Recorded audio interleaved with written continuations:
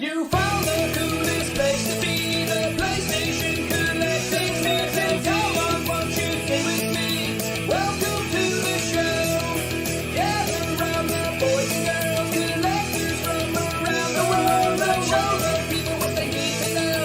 Welcome to the show. Gonna talk to guests, only got the best. Gonna put their knowledge to the test. Gonna laugh and need, gonna live the dream. Gonna show you things you've never seen. Gonna sing the song to the break of dawn. Gonna rock this party all night long. So come on everybody, let me see you dance. Get yourself ready for one more chance. You found the coolest place to be, the PlayStation Collecting Season. Come on, won't you stay with me? Welcome to the show. Gather around the boys and girls, collectors from around the world. Let's show the people what they need to know. Welcome to the show. Welcome to the show. Welcome to the show. Welcome to the show. Yo, what is going on? Welcome to the show. Yo. PlayStation Collectors Podcast, Season 4, Episode 9. We're here with our special co-host all the way from Australia, Mr. Figsy. What's going on, brother? Hey. What's going on, everyone? I've missed you, Figsy. It's nice to have a little European representation or a little flair from the European. from the East. Australia's not European. You know what I mean? This is Pal. Eurovision. Pal is what I'm saying. You have We've got a bring that- European friend from Australia. What? Well, I don't want to say Eastern because that ain't right either. I guess Australian, but you know what I'm saying. But like, you bring some culture to us non-Americans for us non-American people or whatever. You know, I can't speak. Whatever the hell I'm saying. Reggie, what's going on? What's up, buddy? I knew you were gonna do that intro. What's going on?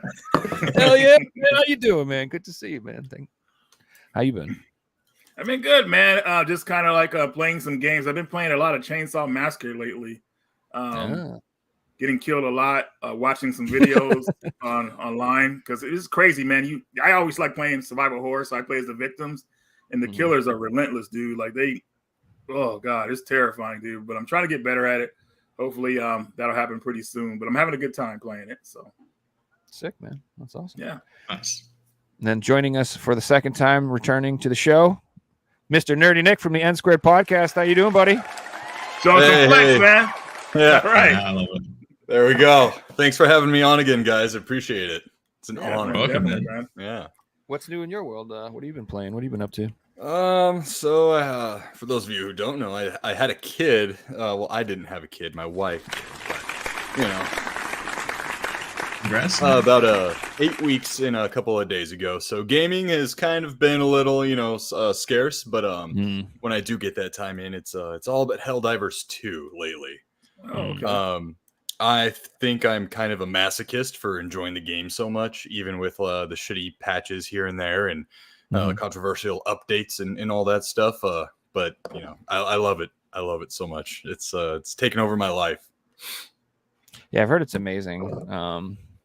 I just don't have any friends, so I don't really play online games like that. So I don't That either. was going to be but- my next comment. Yeah, Yeah. that's a really good multiplayer game, and you hear people playing together. It's like I just like to play games by myself sometimes. It's literally like the best going in with absolutely like no friends because everyone on your team, you all have the same objectives. And that's all everyone cares about. And the community for Helldivers is probably, for being a game that's out in 2024, online only, it is surprisingly non-toxic. Like I had one bad experience where one guy was just running around killing everyone, and that was it. And that was way early on in the game's life. So yeah, that game has friendly fire, right? You can just It does. Oh yeah. Oh yeah. So you kind of have to be cooperative and productive, otherwise you Yep. can't play. But that doesn't mean. I mean, that is what trolls do. Is they literally like to go Yeah. into the game. So Yeah, but just been hamming it up on Helldivers and playing some Switch when I can. You know, it's easy controllers, the Joy-Cons, super easy to hold while you have the baby. You know, like in all these awkward positions throughout the night. So you know, worked my way through Mario Wonder. Interesting game. I had to fun. pick that up. Still want to know why an elephant, out of all things, Mario can turn into. You know, it's a little weird. No explanation. Yeah, Yeah, I mean that's sort of the charm of Nintendo. Is what makes any sense in that world? Like the whole thing is just an acid trip, as far as I'm concerned. So why not an Yeah. elephant? I guess. But that game was fun. I don't know. I think it was like a little overhyped for what it ended up being. I bought it. Right. I played it. I was like, oh, decent. It's definitely a hand-holdy kind of game. It's a lot shorter than I thought it would be, and it's definitely it's really easy. I mean, you can even play as one of the multiple Yoshis, and playing as them, you take no damage at all. It's just it's a really easy game. Doesn't mean there aren't challenges to it, but it's an easy game. That's how it's been for a while. Do you remember? Like, I think it was in the last few installments. Like, if you did bad, they'd be like, "Do you want to just turn into this guy that just like you can do the whole level without dying? And it's super easy and super fast." Like, made it like, super easy. So I felt like the last really like even they weren't that hard, but the last really challenging Mario games like that are side scrollers are actually Mario 3 and Mario 4, also known as Mario World. I still call it Mario 4. But those were the last games I felt like were a really big challenge. And 3 being, I think, the best challenge out of the old school. That last level 8 castle with all the ships and tanks coming at you, insane. Yeah.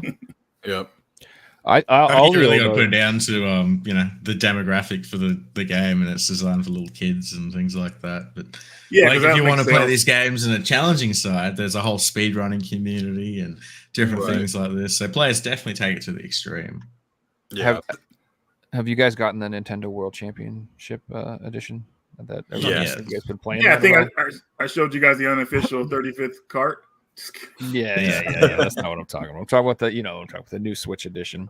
Yeah, dude, I've been going hard on that game, trying to S tier everything, and it is so hard. Some of them are just maddening, dude. Like I'm like, you think you can't? You're like, it's not even possible to do any better, and then you cut off like a large, substantial amount of time, and it's still not S tier. You're like, what the hell? It is maddening.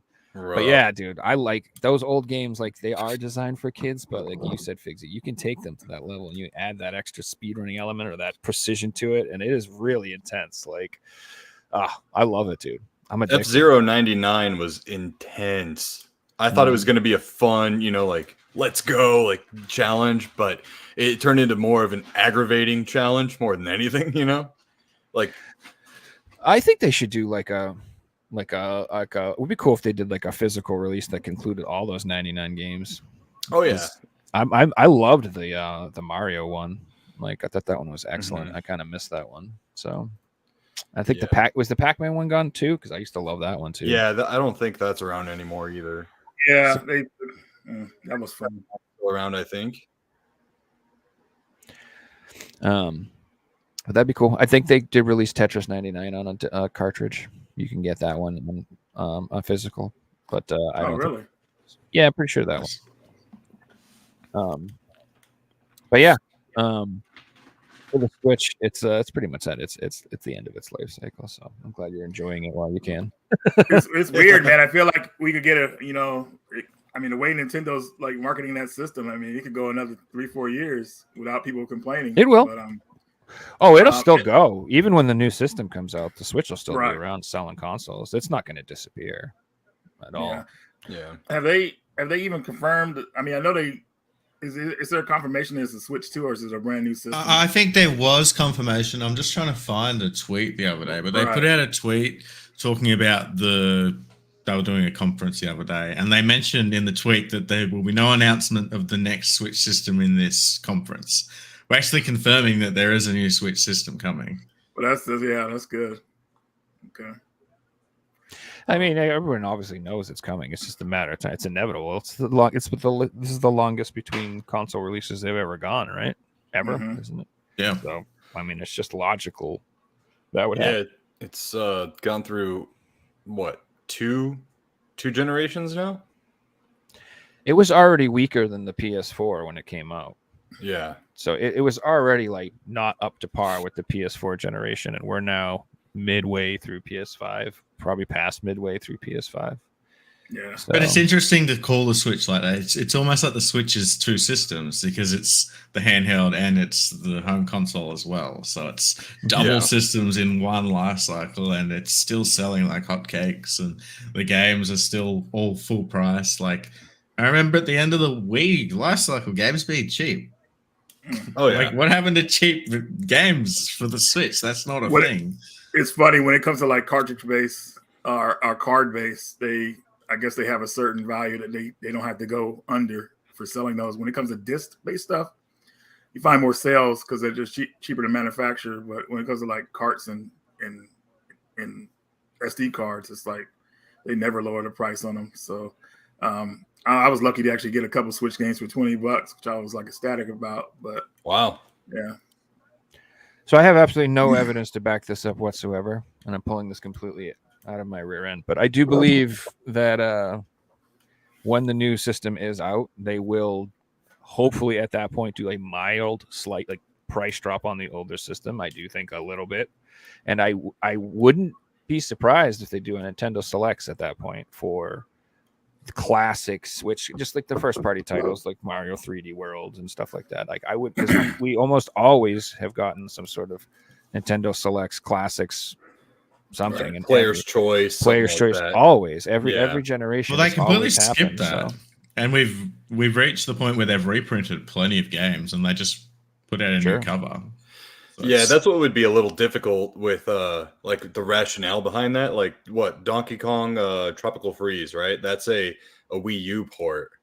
You know, and if anything, that should have come out as a player's choice port, in my opinion, you know. But Nintendo, I mean, either way, they're gonna sell, you know. It's almost like Nintendo have realized that people will expect player's choice to be discounted, so they're like, we'll just sell them all as black label original copies at full price, and they'll keep selling. Well, when I say Exactly. discount, I mean they'll be like $50 instead of 60. That's all I'm saying. I wouldn't think they'd be cheaper than 40 even. Like that would be Breath of the Wild is the one that gets me. Like you can go into a game shop today and buy a brand new copy of Breath of the Wild still. Mm-hmm. Do you And it guys came think? out 2016? You know. Do you guys think Switch games will be valuable in the future? Yeah, Like, yeah, whether it be 100%. on- Oh yeah. Yeah. Oh yeah. I think- honestly don't know because of how many copies have been issued and sold and all of that. It's almost, I don't know. It's almost like any copy outside of the obscurity stuff, outside of the Play Asia stuff or stuff that you Mhm. collect, Reggie. I honestly think that like your typical Switch title, it's like a Pikmin game, for example. I don't think it's gonna be That's fair. pricey. I don't think Animal Crossing, was it New Horizons? I don't think that'll be nearly as collectible as, you know, the OG, you know, Animal Crossing games or even later titles. Right. There's So something to first-party think games- about though that hasn't really happened with other systems is people have spent way more money on their Switch games than other systems in the past. Like I've got a tiny Switch collection. I've spent more money on this collection than huge other systems that I've got because they're so expensive, and people are the same. So all these people have spent hundreds and hundreds of dollars are going to want to sell their games cheap. Right. That's true. Right. That's true. The sellers do dictate the market at that point when it becomes resale. Like as it stands right now, I mean, there's some games that I waited 2 to 3, even 4 years to actually finally go in on with the Switch. Like I brought up earlier, Tropical Freeze. That was like a $60 game when it came out, and I was waiting and waiting and waiting for it to go on sale. Finally, this year it went to like $30 at GameStop for like a week. And I picked it up finally, you know, brand new and everything. And I was like, well, fucking finally, it's about time. One game I wanted to mention, and when this game came out at the time, people went crazy, and that's the Mario 3D All-Stars game. And people went crazy investing in this game, right? And there was posts of people having tens, hundreds of copies, but like we could see that there was millions of copies of this game. Like there was an unlimited amount of copies of this game. Yeah. Today, I don't know about America, but in Australia, the game's going for $120, like significantly more than retail price. And it's only a couple of years after. And I remember seeing hundreds of copies on the shelf of this game. I don't understand why it's going for so much. It's insane. The reason why is because Nintendo said limited release. That's it. So everyone else in their collector minds or reseller minds said, "Ooh, limited. That means it's going to be expensive."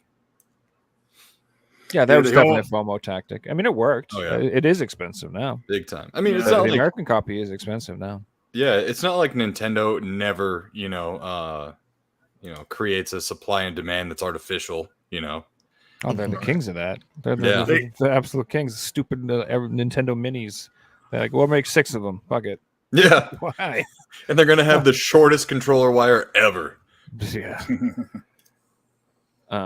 That's a craze that I'm surprised like died down. And again, I've talked about this before, but like, what an untapped market.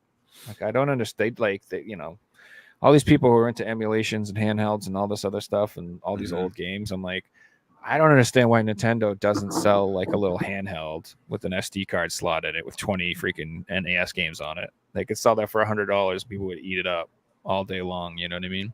Like, Yeah. they should be making their own versions of that stuff. It shouldn't just be like Anbernic and all these Chinese companies doing that. It should be actually Taking those that idea companies. to the next level, sell a Mario console with 20 Mario games on it, or a Pokemon Yeah, console with 20 that's Pokemon genius. games on it. Yep. Yep. Exactly. Sell like a little thing that looks like a Game Boy that has all the Pokemon Game Boys. That's all you got to do. Throw that on there. That alone would You be. could put $300-$400 on the thing. It's going to sell millions of copies. Yeah. They wouldn't do it because like they don't want to put multiple games on a certain platform because they're losing money. Like people will pay money just for the single game by itself. So that's why they probably never invest in doing something like that. It would be like a loss to them. And they're always about game. So even putting out that Mario with the 3 games on it, Sunshine and all that stuff, that probably was hard for them to do because we still haven't got the second volume yet with the other games on there. So True.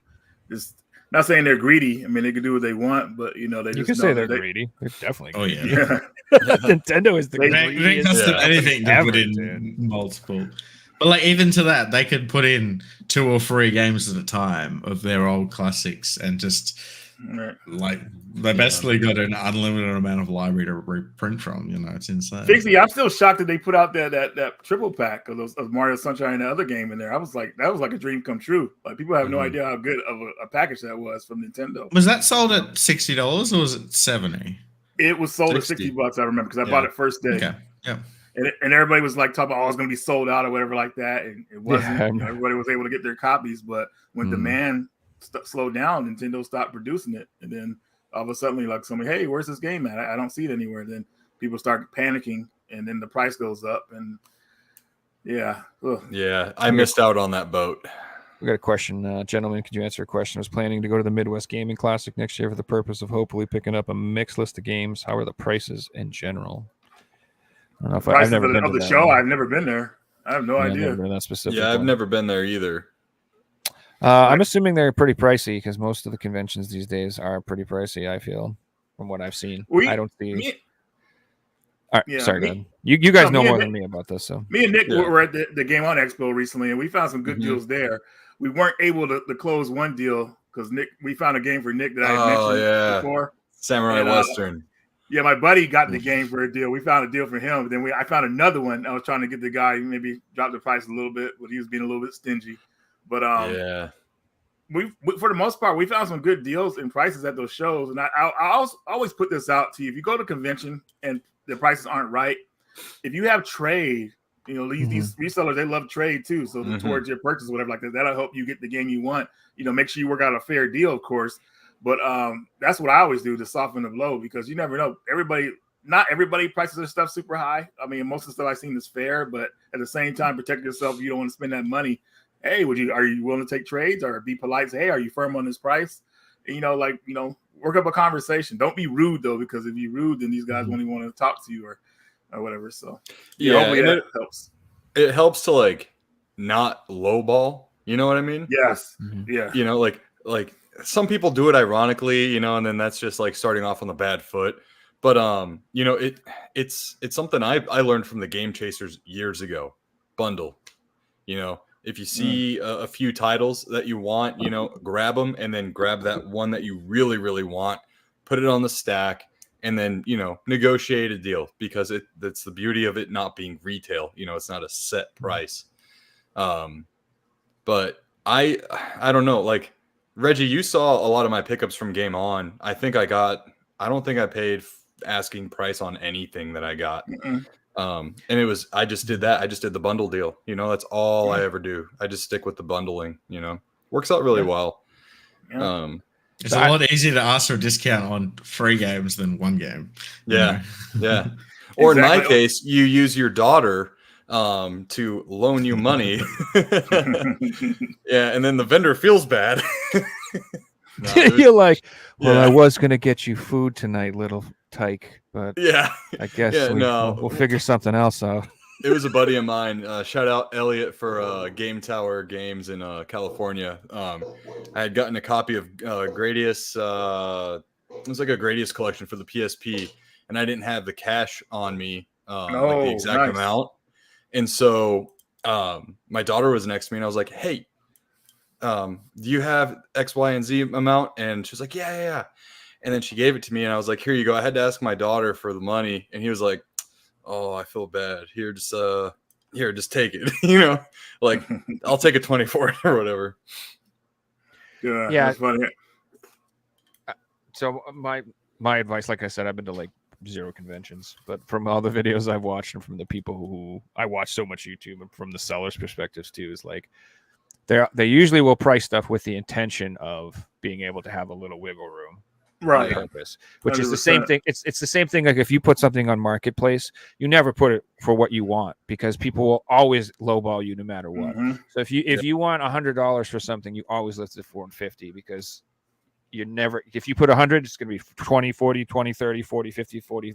Everyone will lowball. They'll never want to pay what you're asking. So they always pay a little more. I always feel like they have to make that deal. Like I remember I priced a game for $100 that was like lower than what it was going for. Yeah. And the guy still asked me for $10. I was like, what the hell, man? But I still hooked him up because he was cool. But I was like, damn, I need to like just change it up because these guys. It's psychological. A deal no matter. Yeah, exactly. Yeah. It really is.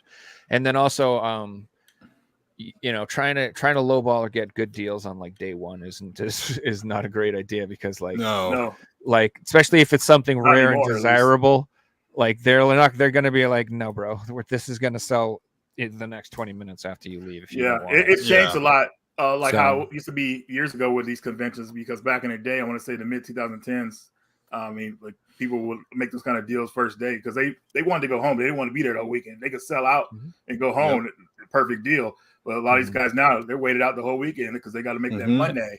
So it's none of that happening. But if you're patient and you do wait to the last day, that's when you might be able to find a little bit of heck yeah. You will find people like last day. People don't want to take it with you. They don't want to pack the truck. They don't want to fly home. They don't want to. They just like, like get this shit out of here, half off. Yeah, exactly. That's what happened to one of my friends. There's a Sonic Generations game that came out for PS3 and Xbox 360, and they got a collector's edition for PAL territories. One. It's huge, yeah. And my buddy Ben was like, he was watching the whole weekend. I was like, he's like, I know this copy. I know this story. Oh yeah, Ben was on the show, and he's like, and then I remember like at the end of the show, he was walking home. And he's like, "Yeah, Reggie, I got it for like $100." I was like, "What?" I was like, "Amazing!" Like that collection is insane. Like I hope he got it on the plane well and everything. But you got to wait for those kind of deals like on a Sunday, I would say, especially for big collector's editions like that, because if they don't want to take it with them, and they're willing to wheel and deal. Yeah, there was like a collector's edition that is really worth it. It's not just a statue; it's got like coins and soundtracks. A real collector's edition. It's full and it's heavy too. It's a heavy box. There was one more question. There was one more thing I was going to add to that too, real quick. Is if you're going with a list, this is something I mentioned in a PlayStation collecting video that I did. If you're going with a list of games, go in with the list and look the games up like on price charting. And just write them down next to the games and know what they're worth that way. Because look, if you're looking for like a game, right, the chances are more than one vendor is going to have that game, and more than one vendor is probably going to have a different price. There's been times where I almost bought one game from one vendor, and I was like, you know what, I'm going to hang on for a minute and continue walking the floor, and I see the same game, but it's a significantly different price. So, just go in with like your research. It's going to take you all but like 10 minutes on price charting, Yeah, Nick, that's a great plan actually. But also too, I would add to it, like, what you want to pay too, because some people just don't want to pay a certain price, so just have your budget, and if you don't want to pay like $30 for a game or whatever like that, then you probably won't. But yeah, just have that in mind. Yep. Also, Reggie, I will what were you like. gonna ask? What? Reggie was going to ask me something. Yeah, so Limited Run is now bringing out a Sonic Generations X collection, which is like a director's cut of Sonic Shadow. Generations. Yeah. That's what I meant to say. Mhm. Not Sonic X Generations. So do you think their collector's edition will be as good as the PS3 one? I already I think know they it show might some- be. Like that for one, they won't have PS4 on the box. Yeah, I we kind know of it's saw not going that. to be as good. Yeah, I just wanted to bring that up with collector's editions today, man. I really am kind of put off on them, and I'll kind of tell you where it started. So a couple years ago, I got the Horizon Forbidden West collector's edition, and it didn't even come with the game inside. You know what I mean? They gave you a voucher code. So what kind of collector's edition doesn't come with the game inside? Like they give you the hardcover, like they give you like a steel case or whatever like that for you to put disc in. So they expect you to buy the disc yourself and put it in there. But it's like, dude, are you kidding me? Like they were all about download code only. And I was like, wow. It's in the dude, name, Reggie. Collector's edition. Collector is buying it. Collector wants everything. Yeah. It makes no sense. I think It Collector's doesn't, edition man. now for statue people. Like if you're into a franchise and there's a collector's edition, yeah, you can buy this box, rip it open, and put a statue on the shelf. That's Yeah. the target audience now. Limited Run's doing that with Doom. What? Yeah, they're Yeah. giving you all this stuff and then a code. And Yeah. the same thing, they're giving you a steelbook case. And I'm like, Mhm. But what? from Limited Run, that makes Yeah, no I'm like, I can't sense. even put a disc in the steelbook because this isn't going to be sold anywhere else but Limited Run. And all you're giving Well- me is a code. It's not even a physical Hang disc. on, hang for on, it. Nick. I bet that steelbook has a slot for the disc, though. They won't fucking at all. Yeah, that's all slap in the these face. collector's editions Yeah. have the slot for the disc. Like, yeah, here's the disc that you'll never get. Well, do you Yep. remember the last time they tried to physically release Doom? What happened? Do you remember how much of a shit show that was? You don't remember that? They It had was a to while like back, they like 5 they, years. they mailed out a bunch of carts for the Switch that were all broken and they didn't work, and Oh. everybody had to you had to destroy your cart and prove that you destroyed it, and they would What? mail you Prove a new it? cartridge and shit. Oh Yeah, you didn't my hear about all that gosh. crap? I remember Yeah, like yeah, people had yeah. to send them back, which was a hassle, but I didn't know that you had to prove us Yeah. that you destroyed the I cart. thought- Like what? All right, well, you had to send it back or something. You weren't allowed to keep the fucked up one. I know that. So like Oh, that's wild. because it was something like the Greedy. game they didn't work without a patch or something out of the box or something, and so if you wanted to get it fixed, you had to send them back the other card, or you had to prove you wrecked it. I don't remember the details on them. I'm not, if I'm wrong, put it in the comments, call me an asshole. That's fine. I don't know, but I remember it was a total shit show. I'm pretty sure the PS4 copies didn't have the same problem, but it was just the Switch copies. But yeah, so when you said they were doing Doom, I'm like, well, yeah, I know, of course they don't want to touch that shit again. Like, no. Yeah. Well, sending What a- stuff While back we're to on the Limited topic Run, of I hear Limited it's a Run nightmare. games, I'll get a little bit of a bone to pick with them, and I'm sure my international viewers will all agree with me. People in America mightn't be aware of this, but they had a sale last week with their convention stock, and it was Persona foil covers and a bunch of other rare games that you could only get if you went to a convention. So I stayed up till midnight and tried to get the games, as everyone else did around the world. Everyone who wasn't in America wasn't allowed to buy the games. They got hit with invalid shipping. No mention of this prior. Huh. Yeah, they only sold these to people that lived in America. Like, how fucked up is that? I stayed up to fucking waste my time being told I can't buy this. Go on Twitter to find out that dozens of other people had the same issue. Every single one wasn't an American citizen. Thankfully, Joe was able to get the games for me. Shout out to Joe. Hell yeah. That's crazy. It's ridiculous. And Nuts. I've done 200 fucking Fastest orders mouse before. clicker in the West. Oh, you got so some more games from another him? thing. Oh, okay, right on. Yeah. Speaking Yeah. of that sale, shout out to Reggie and helping me get that Rocket Knight. Yeah, Hey. Rocket Knight Yeah. Adventures regular edition. Yeah, Limited Run had that sale. Actually, Comic-Con happened here a couple weeks ago, and Smash AT Jeff was at the show and hit him up and said, "Hey man, if you see a Limited Run booth, you can pick these games up for me." And luckily he did. So I got those games I wanted. Very happy.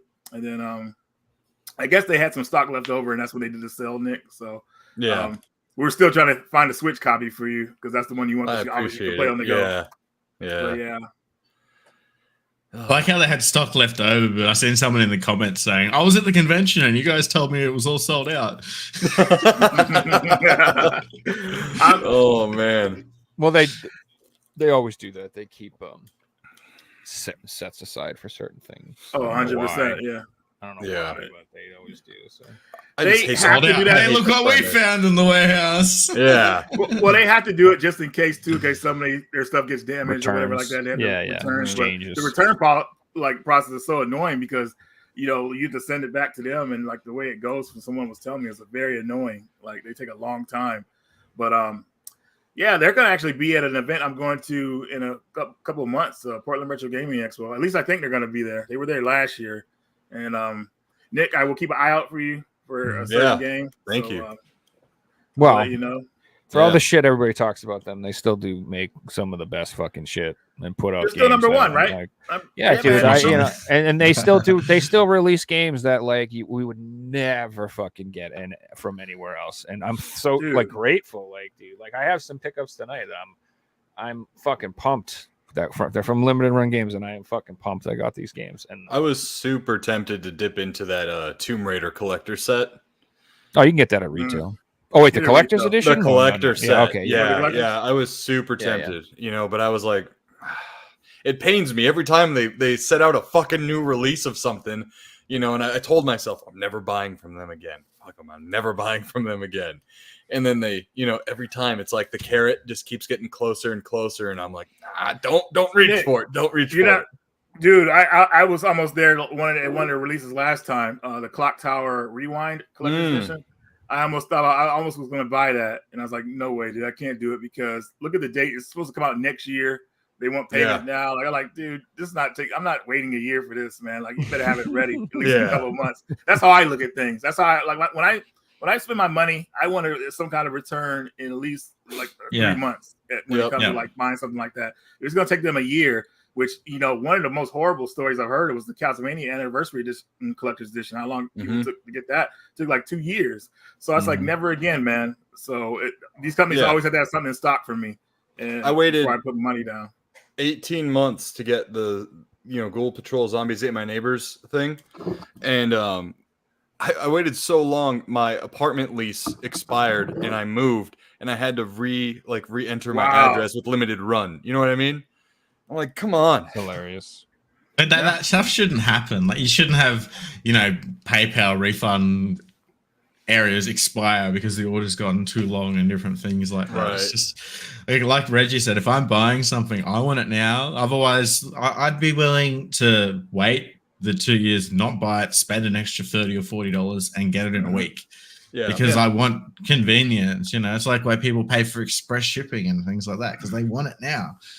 And Speaking of taking fucking forever for something to show up, I did want to mention that Strictly Limited Games. You remember that company that used to sell games and used to ship games? Supposedly, they have announced they're shipping games this month, boys. So supposedly they're I've shipping seen people posting photos of games they got. the Raze chronology thing that's been out for 35 years that you could buy. That their edition is supposed to finally ship like this month. And I guess they shipped IRM Collection 1. So if you order that should ship. Of course, I bought the whole fucking collection, so I'm getting that in 2037. I'm never getting that thing. I was like, dude, I don't know what I was thinking. I wanted that sleeve, baby. So I got that. I got that thing. So Joe, we got you down for 2034. Well, it's funny. I heard that they had to go through some kind of like a firing process or like you laying up. Yeah, restructuring. Yeah. They have to do some sort of thing to get their shit back on track. Like one of the people I know still works there, thankfully. But it's like, man, like that's crazy because I consider them one of the top ones I like to buy. I love them. I did as well. Yeah.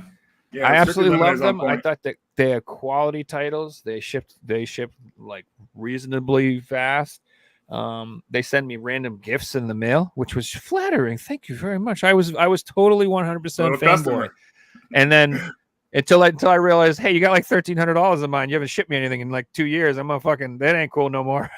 Like, something else about that.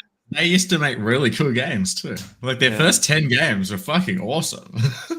Well, they made games that were like weren't like some games weren't finished or whatever like that. Like the Hardcore was the first one I remember they put out that hadn't been released on the Genesis. And then they did the other game called Clockwork Ocarina, which was an abandoned arcade game. Well, it was tested out, and then they didn't do well the testing because platform games in arcade, like no one's really trying to play that. But after like 25 years, they Strictly Limited got the rights for it, and they released the game on PS4, Switch, and all these other systems. So that was pretty cool, man. Because a lot of games are still lost today. So a company to go and try to work with some of the older developers and finish a game and then release it—that's pretty badass. So definitely like them for that. I'm rooting for them. I'm actually thrilled to hear that they're back on track and they're actually shipping games again. And I might even pre-order a game from them. So I don't know if you guys saw, but they're releasing Iron Meat. Have you heard of Iron Meat? No, I have heard of that one. This isn't a trick into a joke or anything. It's like a run and gun shooter type, kind of like Contra-esque type game. And I've been like watching the development of this game for like years. It looks absolutely incredible. Like if you like that style of game, if you like Blazing Chrome or whatever, it's called Iron Meat. Looks freaking amazing. And it comes out, I think, in October-ish, either October, November. And the Strictly Limited has the for the Switch or the PS5. And then VGP is also taking pre-orders for it. Same version. So it's not like a PAL English version. I think it's just the same version, but you can get it from them too. So yeah, I'm going to plug for them because I want them to succeed. Because I also want them to produce the games I paid for and send them to me. So I'll give them money so they don't go to business. Everybody buy this stuff so I can get my games. Yeah, you know what's funny is like that sale for limited run was last Friday, right? Something like that. I gave them my money. And it took until today for it to actually ship. Yeah, same with me. You know? Yeah, it takes them a while. They did the same thing with the they have they do like their warehouse sales every once in a while, and it's all in stock products, but it still takes like a week for them to ship it all to you. So yeah, so like it just proves no matter what they do, it takes forever. Yeah, you know, that's probably. I'm guessing they're a small company. They're not no Amazon warehouse or anything like that. It's probably just a small company doing all the shipping and stuff. So I'm sure it does take a while. Yeah, it's just incredible to me. Like with the millions of dollars that they earn every year, you know, they can't just enhance, I'm sure customer satisfaction a little bit, you know. Yeah, but have you seen Josh's game collection? Come on, man. Thing's fucking ill, bro. Yeah, he's got to get everything. Gosh, I'm not jealous at all. No, he has awesome shit, dude. He really does. Have you seen this? Like, I love watching his Twitter posts. His collection's insane. You know, because he also like collects a lot of obscure stuff and random stuff and weird stuff, which I appreciate that. You know, he does honestly seem to have like a legitimate passion. Like, you know, some people you could just think they're just in it for the money, and I'm sure he is in it to make money. But like, he clearly, obviously loves video games. Yeah, clearly, like, you know, no man puts out that many FMV games without some passion. That's all I'm saying. Right. What was what was that? There was a game. Oh, Plumbers Don't Wear Ties. That's Speaking something. of full motion game. That I mean, you could call it a game. It's it's a thing. They put it out, but like on a CDR. So that was they did a version for Philips or CDI or something like that. What 3DO? What the hell that game? 3DO. Yeah. I think it was 3DO. And instead of using pressed discs, they used just like burned DVDs or something like that. And then supposedly they are going to like reprint them and send them out to people. But I haven't heard an update about whether that's actually happened yet. That was a while ago. So, you know,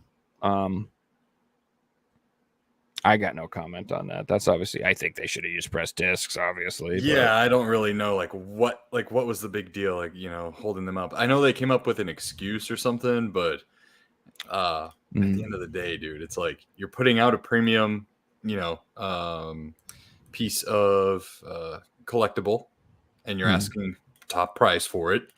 Yeah, and I heard that they don't last. The burned DVDs are like they're like known to go bad after a couple of years, which makes me sad. Does that mean my old mix CDs that I made in high school aren't going to work anymore? They probably don't work, buddy. Oh man, I got to go listen to Slipknot and Incubus right now.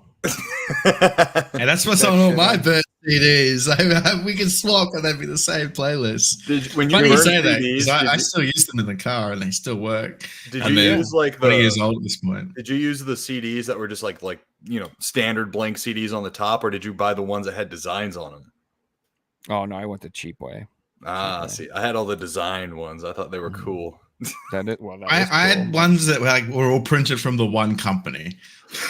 So it was a design, but it was like just the branding of that company. But do you remember not just the CDs, but what they came in, having those Spindles? rooms? Yeah, I used to power fill them thing. up with all the I would refill them with all the CDs, and I would have 100 different mixtapes all on this one thing. And hey, I seen a comment from Kenny that I wanted to discuss for the show, Sure. and that was for Wukong, which is a new game that's just came out, and it's actually doing extremely well right now. It is currently the second highest concurrent player count of all time on Steam. However, I just wanted to put some clarity on this. It's not a real number, because this game is, it is a real number, but this game is being played by the Chinese audience. Now, when you compare that to Elden Ring had 85,000 people playing it maximum. This has got 2.5 million. The Chinese audience on Steam, controls the market in terms of number one concurrent game of all time is PUBG. The Chinese audience were playing it. That's why this is number 2. Not to say it's not an amazing game, but people are calling it the biggest game of all time. I heard it's got amazing reviews. I want to play it. It looks great. But I just wanted to clarify that it's number 2 because it's huge in China. So yeah. Interesting. But I've heard really good things about it. I want to pick it up. Unfortunately, the physical release hasn't got a disc. It's a download code only, collector's edition.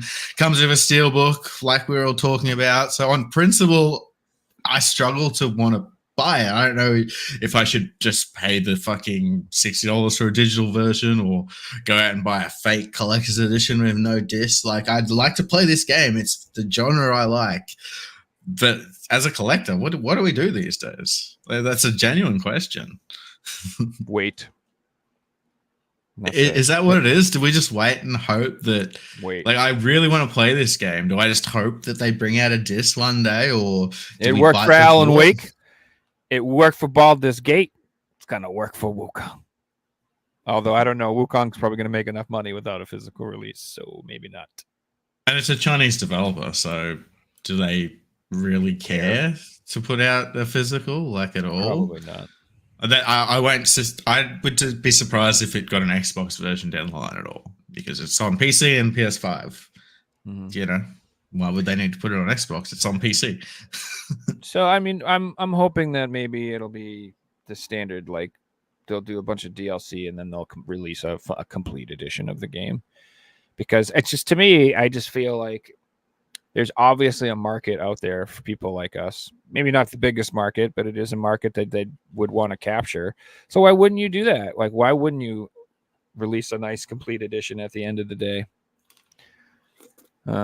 So we'll see. But like I said, it's a little different than other companies that maybe needed the money more. This game's going to be an absolute monster success without the physical release, so it may just not be necessary. Baldur's Gate was in the same light. Baldur's Gate didn't need any extra money. Game of Correct. the year.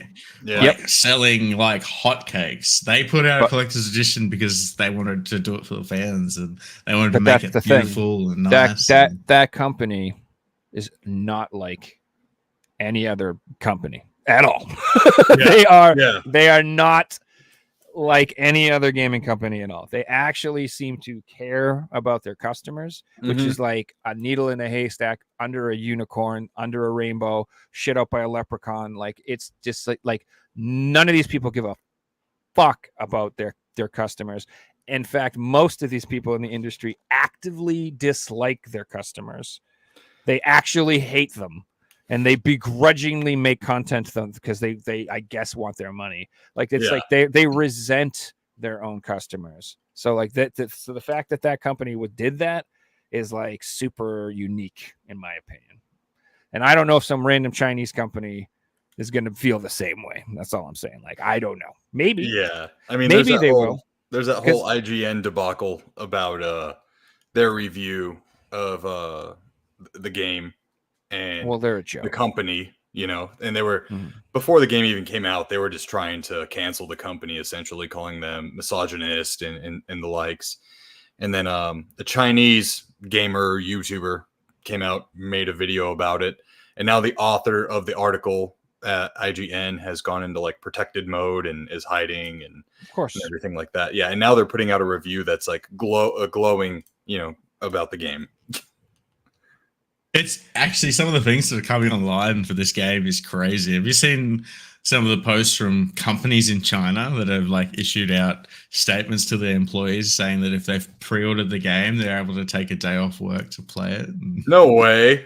Yeah. So- it's really cool. So that's one of the things about that. I think there might be a physical release. Is there's an actual lot of like nationalistic pride tied up in this game, because that story, that the Monkey King, that's like, Yeah, the Journey to the West. yeah, that's like one of the biggest, most culturally important stories in their culture.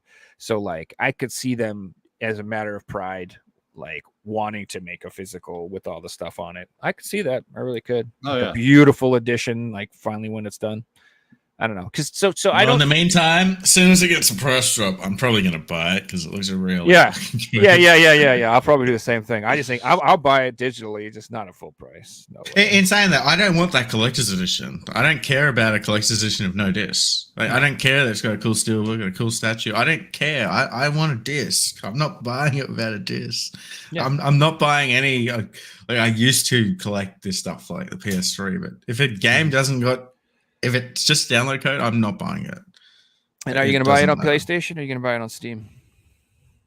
I would probably buy it on PlayStation because now that I have a big TV, I want to play it on the big TV, and that's the one reason why. Interesting.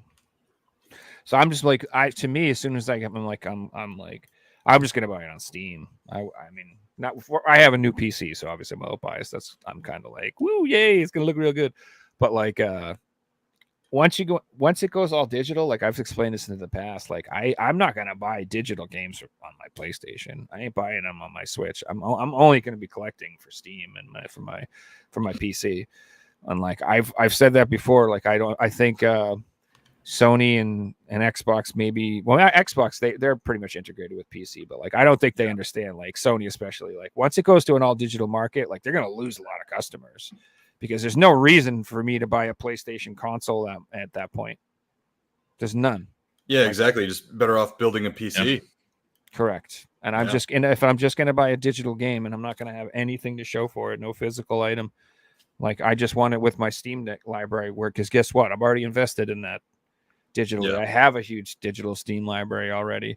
So that's just what I'm going to do. So I would argue that we're already at that point. Like if you went to an 18-year-old who just got out of school, just started working and wants to get into gaming, they're going to be like, why would I'm going to buy a PC. I can play online with all my friends, blah, blah, blah, whatever we want. I can play mods. with Xbox people. Mods. PlayStation, I can only play with two guys who haven't played PS5. Yeah. It makes no sense to someone at that age. We're collectors. We can go out and buy our new system, blah, blah, blah. But if you're 18, the economy's like it is these days, you're probably only buying 1 or 2 games a year. Actually, you're probably not buying anything. You probably just have your Xbox Game Pass or your PlayStation subscription, and that's what you're relying on, and you've got one game you play with your mates. That would be so common for 90% of gamers these days. It's crazy.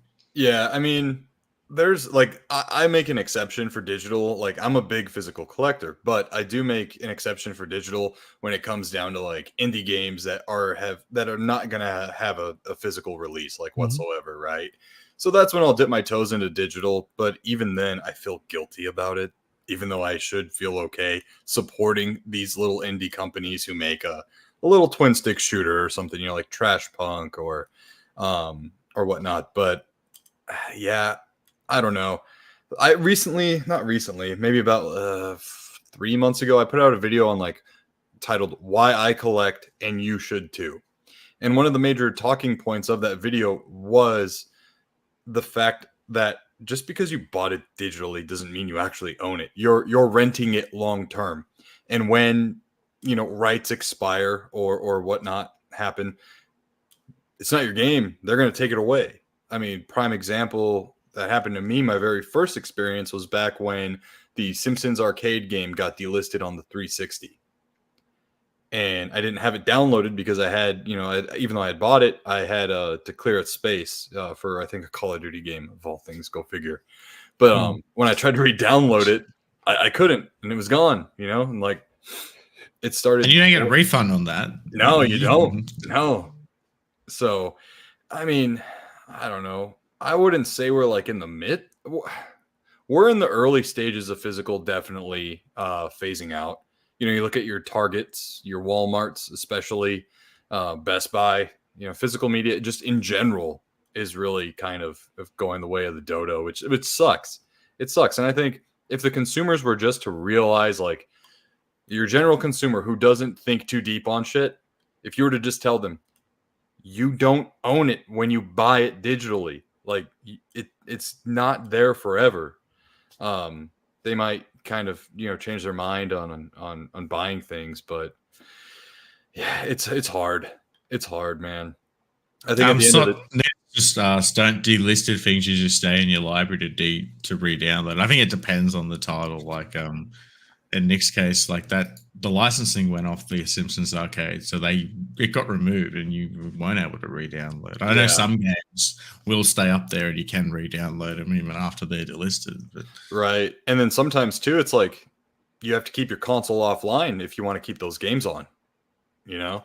I don't know, like for example, like the Avengers game. I don't know I know it's delisted, but I don't know, like say you have it and then delete it off your hard drive, if you can re-download it. I don't think you can, honestly, but it's a freaking crying shame. And like I know firsthand when I was talking to a Walmart employee, because I don't know if you guys have noticed. Well, Figsy, you guys have Walmart out there? No, but we got similar stores, and I've noticed a decline in. Yeah, they've. It's pathetic walking into stores these days and seeing, here's our physical shelf. Yeah, a couple of brand new games. Yeah, like more download fucking card codes than actual physical games. Taking up room. And that's like a waste of card stock, because like you can just download that on the eShop, Yeah, you don't need that. Yeah, but that's for the mum and pop who have no idea what video games are, who like, I need the new Fortnite. Yeah, here's some Battle Pass skins for it. They realize the game's free, But like Walmart over here in the States, they're putting a lot of games on clearance sale. And I asked an employee, I was like, are you guys phasing games out in general? Like I saw a rumor about it, and then she had told me, she goes, yeah, it was supposed to be Xbox, but now apparently it's everything. And I was like, when is this supposed to happen? She goes, they told us in our employee like portal login that it was going to be at the end of the year. And I was That's like, scary. holy shit, no it's way. Not And then, GameStop at that point. It's it's GameStop. Yeah, it's Plushy Stop. all that's going to be left is GameStop at the end of the day. Video game merchandise. Yeah. Stop. Yeah, it'll be like a hot Hey, Nick, topic I wanted to game. touch on something that you brought up, and it was feeling dirty when you're buying a digital game. Mhm. And I spoke to someone about this, about Wukong the other day, saying I want to buy this full price, and how I've bought almost every single game on my Steam library is through sites like G2A and codes and stuff. I know that these sites aren't the best, and they've got some bad things behind them, and people that run them are bad people, but I don't like paying full price for my games, so I'll go on there and find half price games and things like that. And even getting it at a cheaper price, I still feel dirty. But especially with DLCs, a lot of the DLCs I've purchased on Steam are all like 75% off, 80% off, 90% off, things like that. And that's how I like to buy my digital games, because full price just makes absolutely no sense to me, until we live in a world where these games are like NFTs, where you can resell your digital game and to an online marketplace. Like there's a marketplace on Steam. Imagine that marketplace included games, and you could sell all your fucking games on there, and people would buy them. Oh, People yeah. want these games. You could just sell them for $5, $10, $15 cheaper than what they're selling for. Dude, that would be insane. Like, Yeah. there's a world where these games could become NFTs and this could happen. And like Sony and PlayStation and, you know, Nintendo and Xbox could all get involved in this. They won't, but I can see a world where Steam does this. It is crazy to me that digital games are same price as physical games. It makes no sense to me. None whatsoever. Like, you think of the overhead on a digital game versus a physical game, and it makes no sense to me. Yeah, Right. I felt the same way about it too. I mean, they're cutting out the middleman, you know, but still they're charging the same price. So it's like, what the hell? You know what I mean? Yep. But then you got to They're think cutting about out free this too. middlemen, really. Yeah, well, the thing is too, like the percentage that the other people are getting for selling the game on their networks or whatever like that. Like on Steam, I think, like, I don't know if they take a cut or whatever. I don't know how that works, but I'm sure they PlayStation, do. Sony, Nintendo, Microsoft. I know Sony takes a big cut out of their digital sales. So I'm like, man, like, dude, like, I'm not trying to say I'm like I understand, but it's like, man, like, I don't know. I'll just leave it at that. You know, digital sales are confusing, man. I've always looked at it like, hey, these physical versus digital. The physical is always the better thing to get. You're getting your money's worth. But charging the same price, I always wait for deals to happen because they usually do happen for digital content. Like, I'll give you an example. I talked about Chainsaw Massacre before we went live, and or no, I talked about it when we went live. And the game initially cost $40 when it came out as physical, but the digital version went on sale for $10. I was like, hell yeah, let me get this digital version of the game. You know what I mean? So I wait for the deals, and the deals are more likely to happen with digital from what I've seen. Yeah. I mean, I'm a reseller. I've sold. I'll experience. I bought like 400 PC games a while back, and they're all physical games, but they had download codes in them. And I sold them all on eBay. And half the people who bought them, I shipped the physical game out. The second half messaged me and were like, "Hey, can you just send me the code?" And every sale I did that I got to send the code to, I doubled my profits because I didn't have to ship out. I didn't have to buy the bag.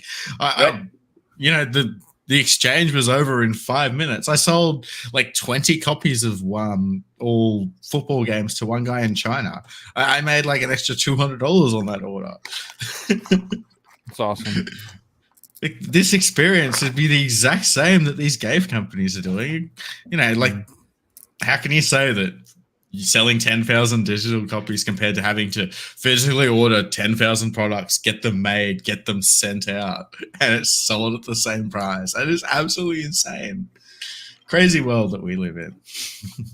It really is, man. And then you see discounts, and the physical games are discounted harder than harder than the digital ones.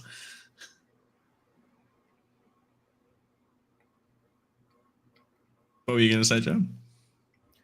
I think that I don't even remember what I was going to say now, to be honest with you.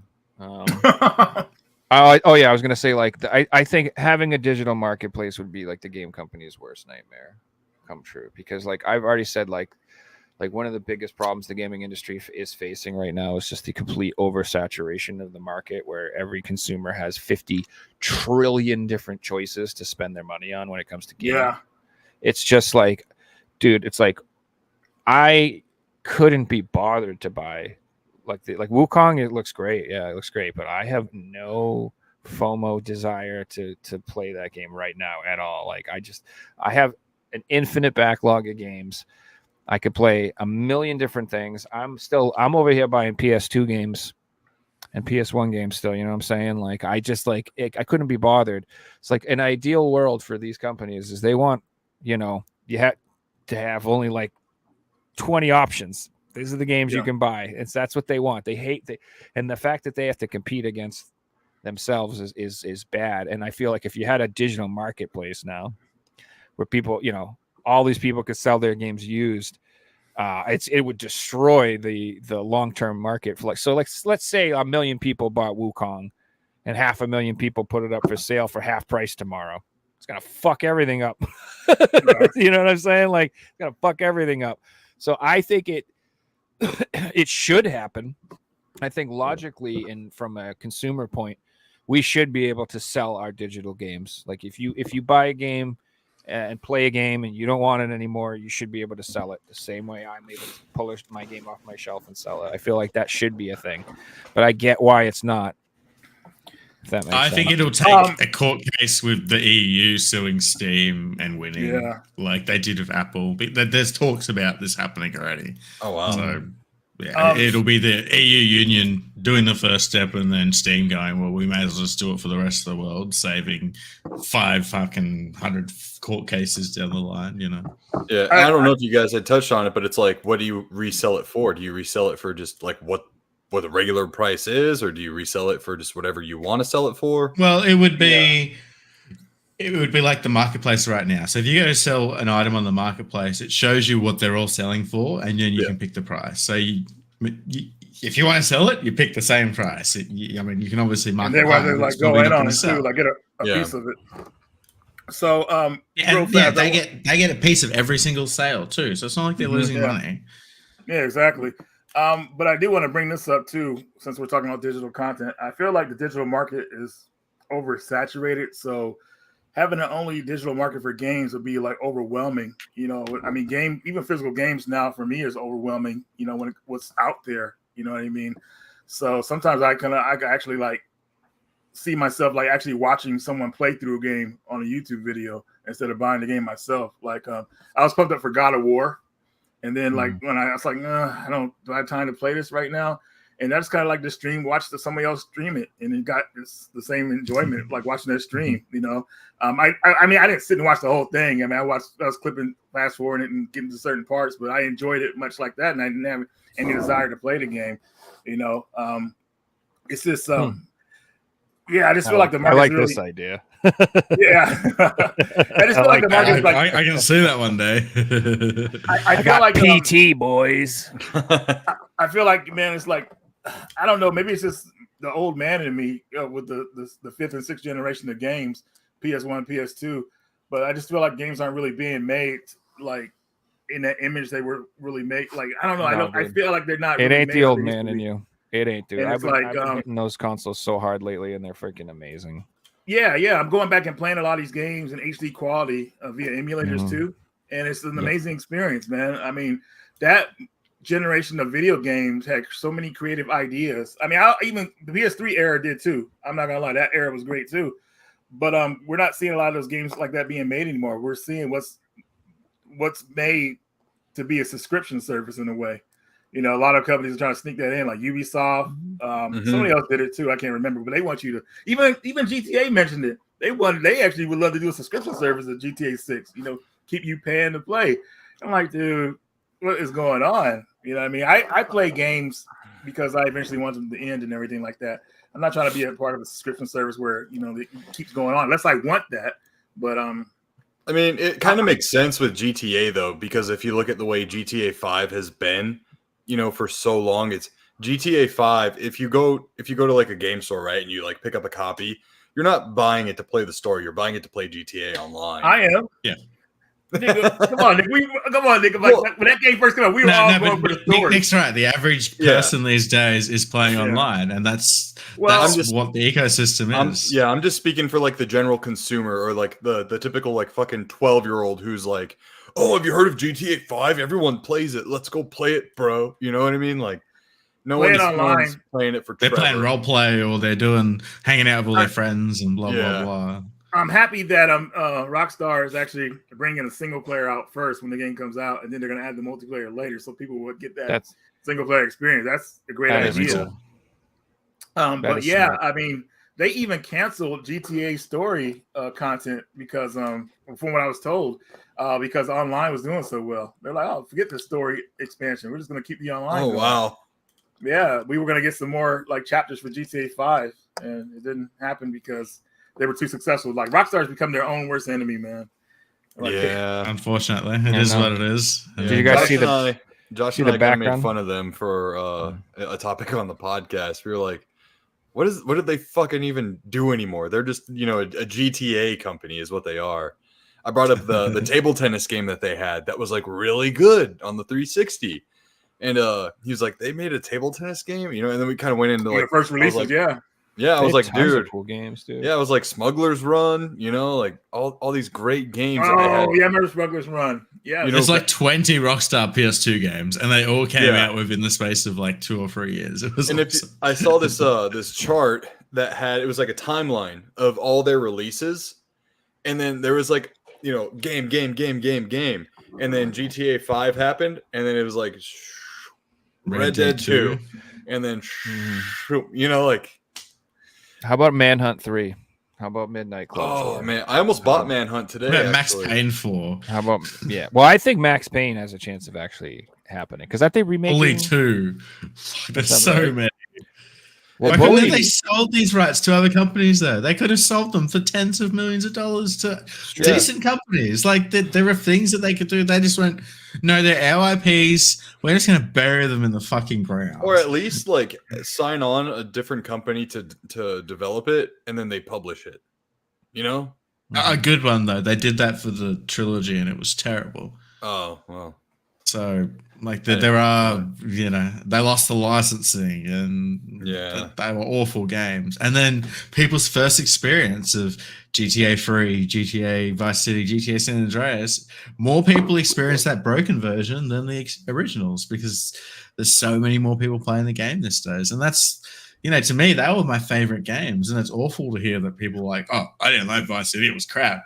The broken game, you know, and the soundtrack isn't the soundtrack we listened to back That's in the day. unfortunate. Yeah. I love The most iconic fucking song Yeah. from that game isn't in it. Like the Michael Jackson song isn't in the game. Video I'm not, Killed like- the Radio Star. I'm is not a in huge it. fan of GTA by any stretch of the imagination, but What? yeah, no, I mean, look it, bro. I grew up in a Christian household with a cop as a father. Okay, Mm. GTA was not on my able to play list. Fair. Dude, When I was a kid, I wasn't allowed to watch The Simpsons.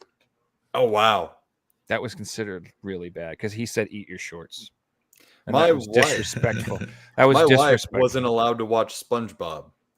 I mean, SpongeBob's fucking weird. So Yeah, I mean, I don't know, but either way, dude, like, but Vice I was City, allowed to watch Ren and Stimpy, and I don't think I should have been. that's way worse than The Simpsons. Wow. That show is fun. Like, I mean, obviously, It is, I'm a dude. fan, but like, I watch it now, and I'm like, what was I watching? Yeah, No. yeah, you idiot. Show is weird, dude. My magical nose goblins. Yeah. man. Sure.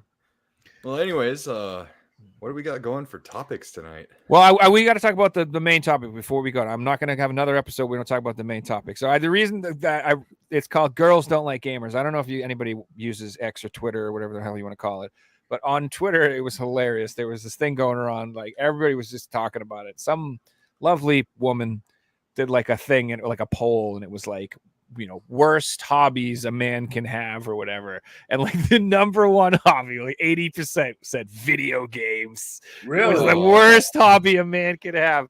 It was the biggest red flag, the worst thing they could ever. And to me, that's hilarious because I'm like, was heroin not on the list? Right? You sure about that? But anyway, I'm pretty sure I could think of some hobbies worse. But I just thought it was hysterical that was like the number one red flag. And it was like this huge topic and everybody was getting butthurt over it and talking about it and stuff. So I just thought it would be funny to see if that's true. And it obviously is not true for me. I mean, I've never had an issue with my games ever causing troubles with girls or whatever. Like so first of all, the whole concept is interesting to me because it's like, what do you mean? Does that mean do you walk up to a girl and you're like, hey baby, did you know that I got like 2,000 PS4 games back at the crib? Oh, Right. yeah. Hey, did you know my gamer score is over 25,000? You know, what do you think about that? What do you think about that, huh? Man, gamer scores. Yeah. I have not thought about that in a while. Holy cow.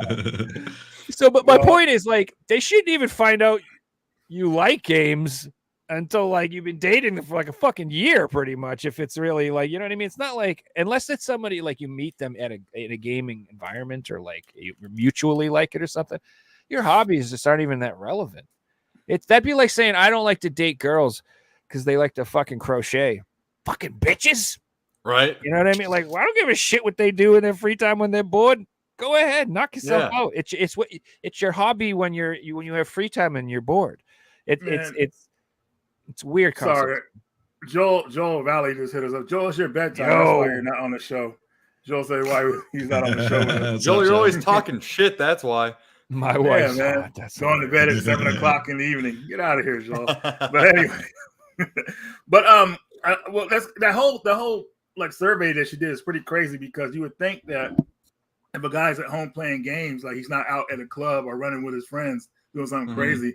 But I think the reason why a lot of women chose that because they want his attention at all times. So if he's playing a game, he's not giving them attention. You know, women, I mean, not all women, but they're clout chasing demons. They want your attention almost at all times. So it's like, man, what the heck?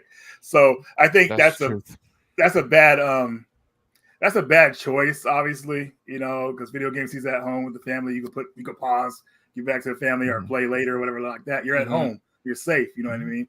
Like, it's not like you're going to an arcade anymore because do they really exist anymore? I mean, yeah. So, yeah. I got a question. You know? Is there much of a difference from holding a controller to holding a phone in front of your face?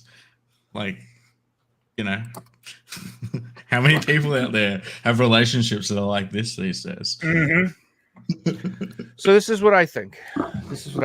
I think that for most girls, what happened is when they were younger, they dated somebody who played games too much. And that's very fair. And I played games too much when I was younger, and I didn't know how much to properly attend to my relationships and stuff like that. I didn't give a fuck. I was like doing what I wanted, and everyone else can go fuck themselves. That was my plan from 16 to 25.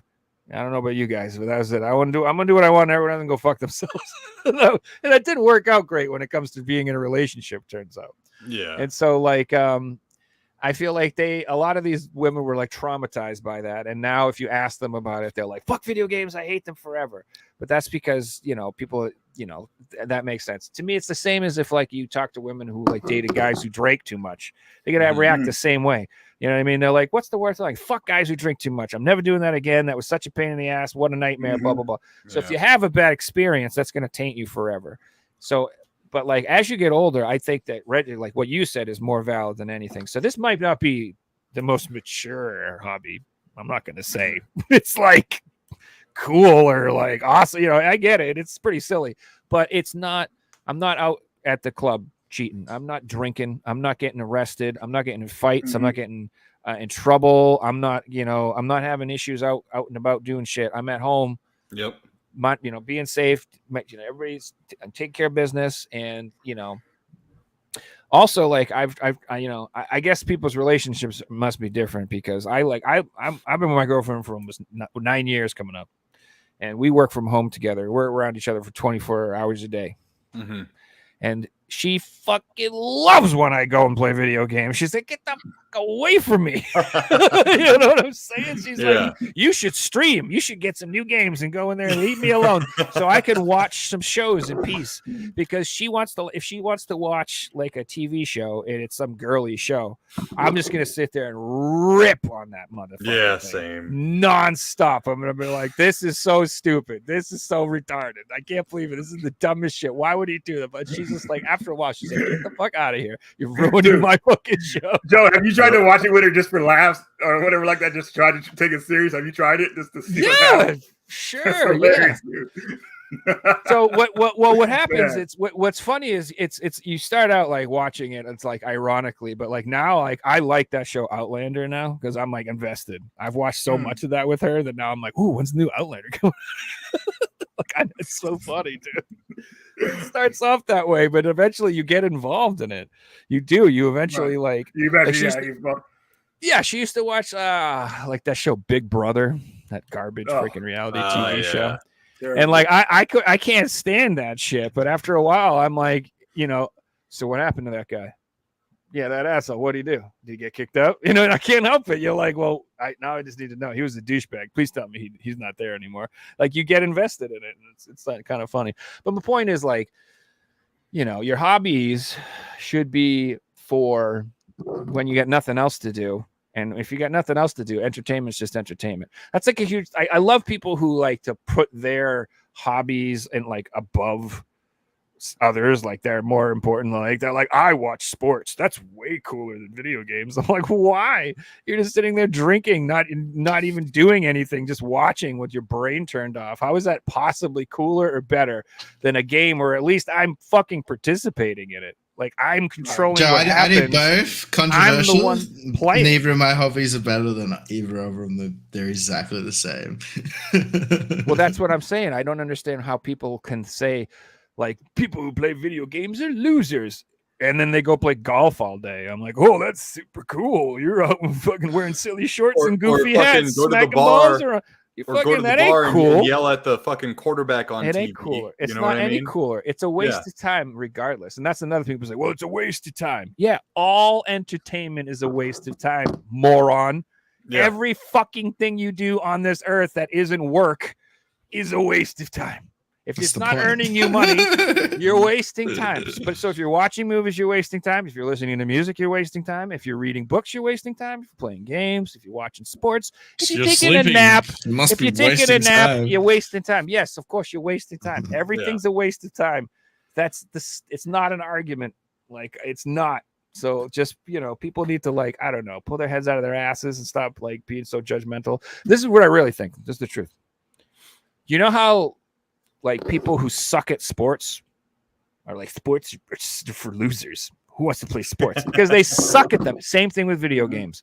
Yep. There's all these people out there that are dog shit at video games and they don't want to practice. They don't want to get better. And so instead of like putting the time and effort into it, they just ridicule it and say it's stupid and it sucks because they can't do it. Yeah. It's the same reason I say that dancing sucks because I can't. I can't dance. If I could break, if I could break dance like a motherfucker, I'd be like, dancing is the shit, bro. If I was fucking like, what's her name from Australia there? Fixie's cousin, Ray Gun. Ray Gun. The Ray Gun. Man. Hey, my cousin, what do you mean? The irony of that poll is the hobby of the person who posted is posting on social media. Right. Which is going to be one of the worst hobbies out there. I'm not saying we rank hobbies, but if we were, that would be the worst one. Yeah, it's true. Yeah. That or watching. I say people that make money on there, but people that just post on fucking Twitter all day, like, oh my god. Yeah. Yeah. I've seen this argument from both sides of the coin. I've experienced both. The ex-wife tolerated, I would say, gaming and collecting and YouTubing, the whole sphere. She tolerated it for a minute and then just threw it all in my face. And then after the divorce or during the divorce, she tried to go after the game collection. Ironically enough. Yep. Cut that real quick and got my lawyer right on it. And fellas, that's why you lawyer up during a divorce. She even like games. Exactly. And like Reggie knew her too, which is like the funny part of it all. Like, but anyways, Bro, if that ever happens, you can ship me all your games. I'll keep them here safe and sound. Yeah. I'm there for you. I'm not even joking. Back. Well, I thanks. told you they do weren't that worth for anything. Yeah. I'll do that for homie. No, I wouldn't. Yeah, and my now wife, who I've been married to for a few years now, she's all about it. She'll she bought me Street Fighter 6 when it came out, just out of surprise. She's like, "Oh, are you hell diving right now or whatever?" And I'll be like in the middle of a match and I'm like, "Do you need something?" She's like, "Oh, no, finish your match. I know you can't pause or whatever, like just totally cool about shit, Yeah, it makes a huge difference. Yeah, it makes a huge difference. Like at Game On, when I see a game, or like Game On Expo, for example, right? If I'm at a convention and I see a game, she's like, "Oh, you're gonna play it?" I'm like, "Yeah." Well, get it. Don't feel bad about it. Get it. You're gonna play it. It's gonna make you happy. So it makes all the difference, right? When you have the person who actually like understands and gets you, because like at the end of the day, right? Like, I could be going out to bars drinking. I could be going out, and causing trouble, starting fights and, starting a ruckus. I could be doing a plethora of other like horrible things. You could be leaving the house to play golf for 10 hours every Sunday. Yeah. And getting like sloshed out of my mind. Right? Or like cheating. Yeah. Again, exactly. The more you're not at the house and the more you're out and about, just the more opportunities for bad shit to happen. Exactly. Truth. You know, they always say nothing good happens after 2 a.m. But I'm home and I'm available, and you know, and that's the thing too, is I think a lot of women in particular misunderstand that like gamers aren't responsible people when we actually are. You know, we obviously have our finances in line to be able to partake in a expensive hobby, because a new game is $70, right? Yeah. If you're playing on PlayStation 5 or tens of Xbox. thousands of these things in the house. Yeah. So obviously we're financially capable, so we're responsible. And at the end of the day, we're more, I'm not gonna lie, like we're more fun people, I think, than the general person who their hobby is to go home, kick off their shoes, sit on the couch, and just be on their phone all day, like just scrolling. You know, like I'm not wasting my time just scrolling mindlessly through the fucking feed of this social media. Well, I'm done seeing that social media. Let me hop onto this social media and start scrolling, et cetera, et cetera. Instead, you're expanding your mind. You're actually preserving your mind from not being destroyed by mainstream media. I can clearly tell when someone watches too much TV when you talk to these people, and I'm like, I feel like I'm talking to someone from 2015. The fuck's the matter with you? You still watch the TV? You still watch the news? Holy shit. Turn that shit off. What is the matter with you? God damn, I cut my cable in like literally 2015, and dude, I've never felt better. It is hard. It is a little hard to like not get heated about this, right? Because we're passionate about the hobby. We're passionate since we were little kids about this thing, because this, honestly, like video gaming, it's still relatively new, right? It really didn't like catch steam and really roll with everything till post NES. NES started the craze, but then everything started taking off and advancing incredibly. Technology in itself advanced rapidly throughout the 1990s and then into the 2000s.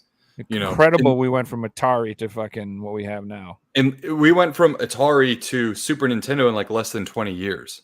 Mm-hmm. You know, it's absolutely insane. The PlayStation 1 even. But it's like it's entertainment. And like if they're going listen up, the chicks who voted on this poll. If you're going to judge us for exercising our brain, because it literally has been scientifically proven that people who play video games are better at strategically taking on real life tasks and being happier in life, and so on and so forth. It's true. Then we can get to criticize you for not necessarily, but hypothetically killing your brain cells by watching the Keeping Up with the Kardashians or whatever the fuck it's called, and gossiping and let's just say this real quick. Brain rot content. I will say this. I won't even, this, what I'm about to say, it's nothing crazy, but women are the best at talking shit and ripping apart other women. And that is a major hobby that a lot of women have.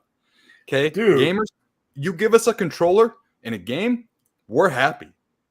Like, we're happy. You know what I mean? You know, it's funny too, what you said about women. They'll act like they're each other's friends too when they do that shit, which is hilarious. Like when the guys don't like each other, they just don't want to be around each other. Women will still be friends with each other even though they hate each other, which is insane. Yeah, it's funny. Like this whole topic reminds me of this this clip of this guy walking around with a microphone, and I think he might have been in Australia. And he goes up like, "What's the biggest ick?" And he puts the microphone in the girl's face, and she goes, "People who like in the wrestling." Like pro wrestling. Obviously, I'm a pro wrestling fan. I got an AEW shirt on right now.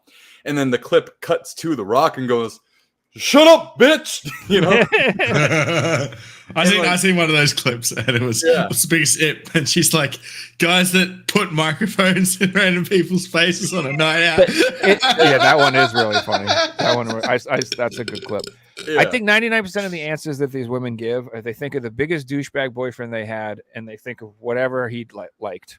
Yeah, it was the guy who was like farming accounts on World of Warcraft, and addicted to the fucking that was me. PC. That was me. I lost a relationship with World of Warcraft 100%. Fucking A. 100%, dude. No, that There's a game couple was of bad. comments That in game, chat like, that I just ruined wanted to my touch on. And it was 100% agree on what Bandit and Foreign Users are saying. Gambling is definitely like one of the worst hobbies out there, and it's like destroyed lives and destroyed families, and like the promotion of gambling these days compared to 10, 15 years ago. Like some laws have been passed in different countries. I know the US, like you can now gamble on sports where you couldn't do that previously. Big time, yeah. Like it is destroying lives, and it's like I don't gamble and I watch sports and I have to mute the ads because it's just like down your fucking throat. Like, even during the game, they come up with them and stuff. You got What's nice is DraftKings, that, Caesar Sportsbook, you know, all the fucking ads all the time. But You at know. least they didn't make the video game industry into a large gambling casino to teach kids how to gamble. Oh wait, they did do that exact fucking thing. They Thanks, turned everything into Overwatch. loot boxes and fucking and all this and EA cards, all and the card ultimate packs and teams, all this fuck. and- Yeah, it's all they saw literally that one. they took an entire Yep. generation of and have raised them on gambling at the same time that they have loosened the gambling laws all around the world. The people are fucked. And like, I don't know if you know this, but people who are addicted to gambling have like an incredibly high suicide rate. I don't know if you know big that. time.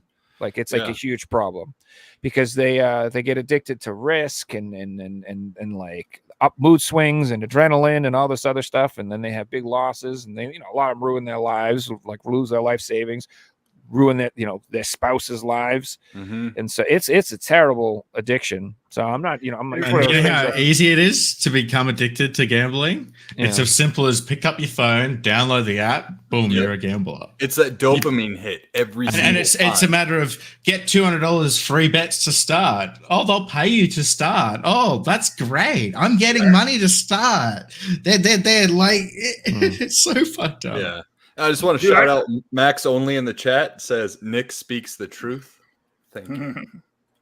Right on. I've seen yeah, man, Fix, you're totally right, man. I've seen a woman, there's a video of this woman at the slot machine putting her money in and pulling the slot, and she's taking a leak while she's there.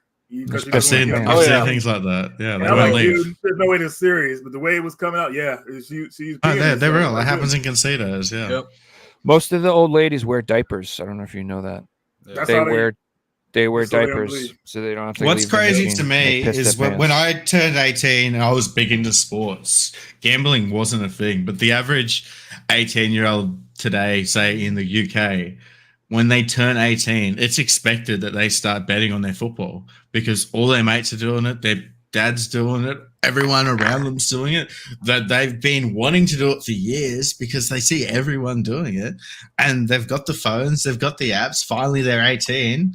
They're able to take out money and get bets. And by the time they're 21, 25, some of these kids are in like $200,000-$300,000 in debt. It is insane what's happening today. And it's insane how legal it is. Like some countries like Norway have banned it, and Denmark. If you watch a sporting game in these countries and, for example, the team's got betting on the front of their shirt, they won't show that game in that country because that's like how frowned upon it is. It's crazy. Dad's Game Room. I'm a fan. I am a fan of that happening, and I think he was definitely held back in WWE, in AEW. They're not afraid to show blood. They're not afraid to show actual combat in the wrestling ring. I think he'll do great, amazing things. He's already got history with a lot of wrestlers on that roster. It's going to be a good time. Sorry, guys.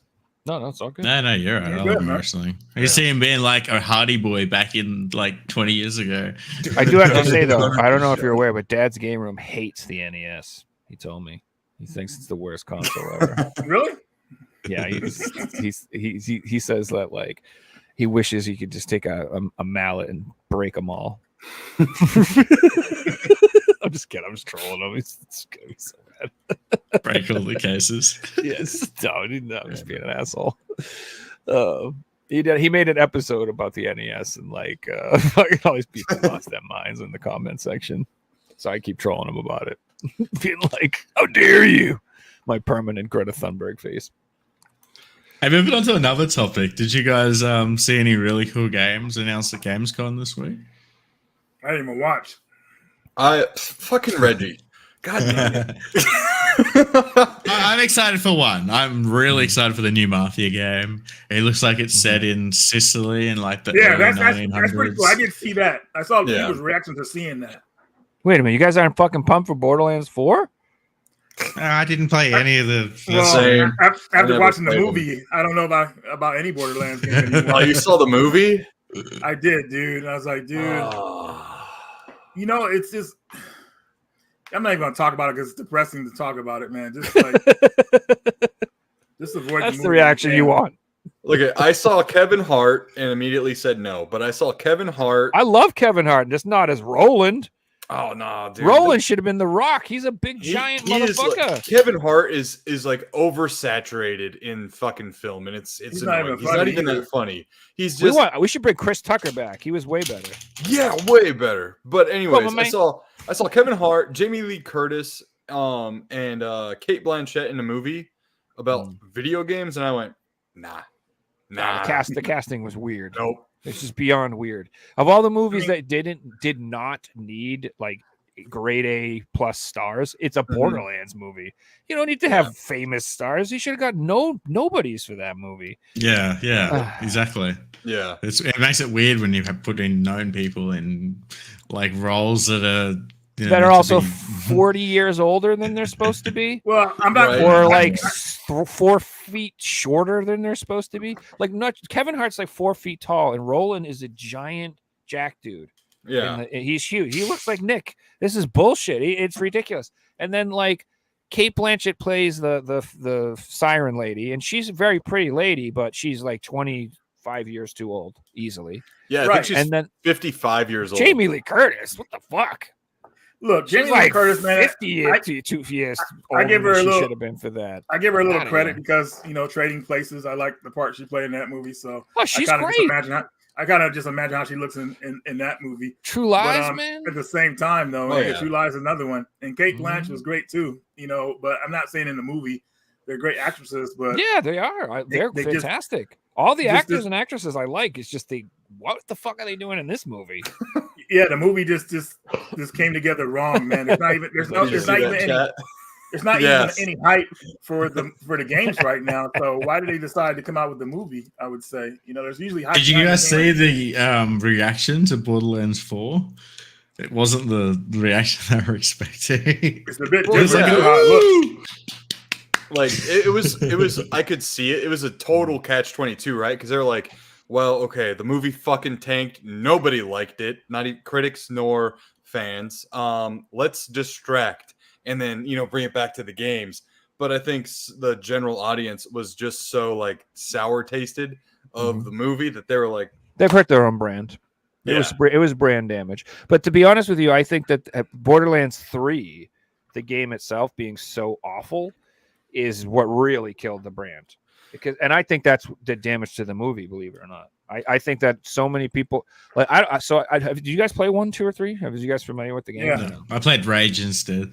Okay. yeah, I'm familiar with the lore of everything, and I understand that 3 had like the most obnoxious villains ever. Terrible. The writing was terrible. 1 Yeah. and 2 were fantastic games, and 3, the gameplay is fine. Like the game itself is okay, but the writing was like, it felt like it was made by a completely different company, totally different team of people, just completely different. The whole vibe, the whole feel, everything about it was just off, and like it ruined it. And like then they came out with the Tales from the Borderlands 2. Nobody bought it. Totally tanked. It sucked, dude. That one, dude, that one was written by totally different people too. It was a horrible story. The movie. I was fucking actually did tempted bad. on playing the first one. The first one's good.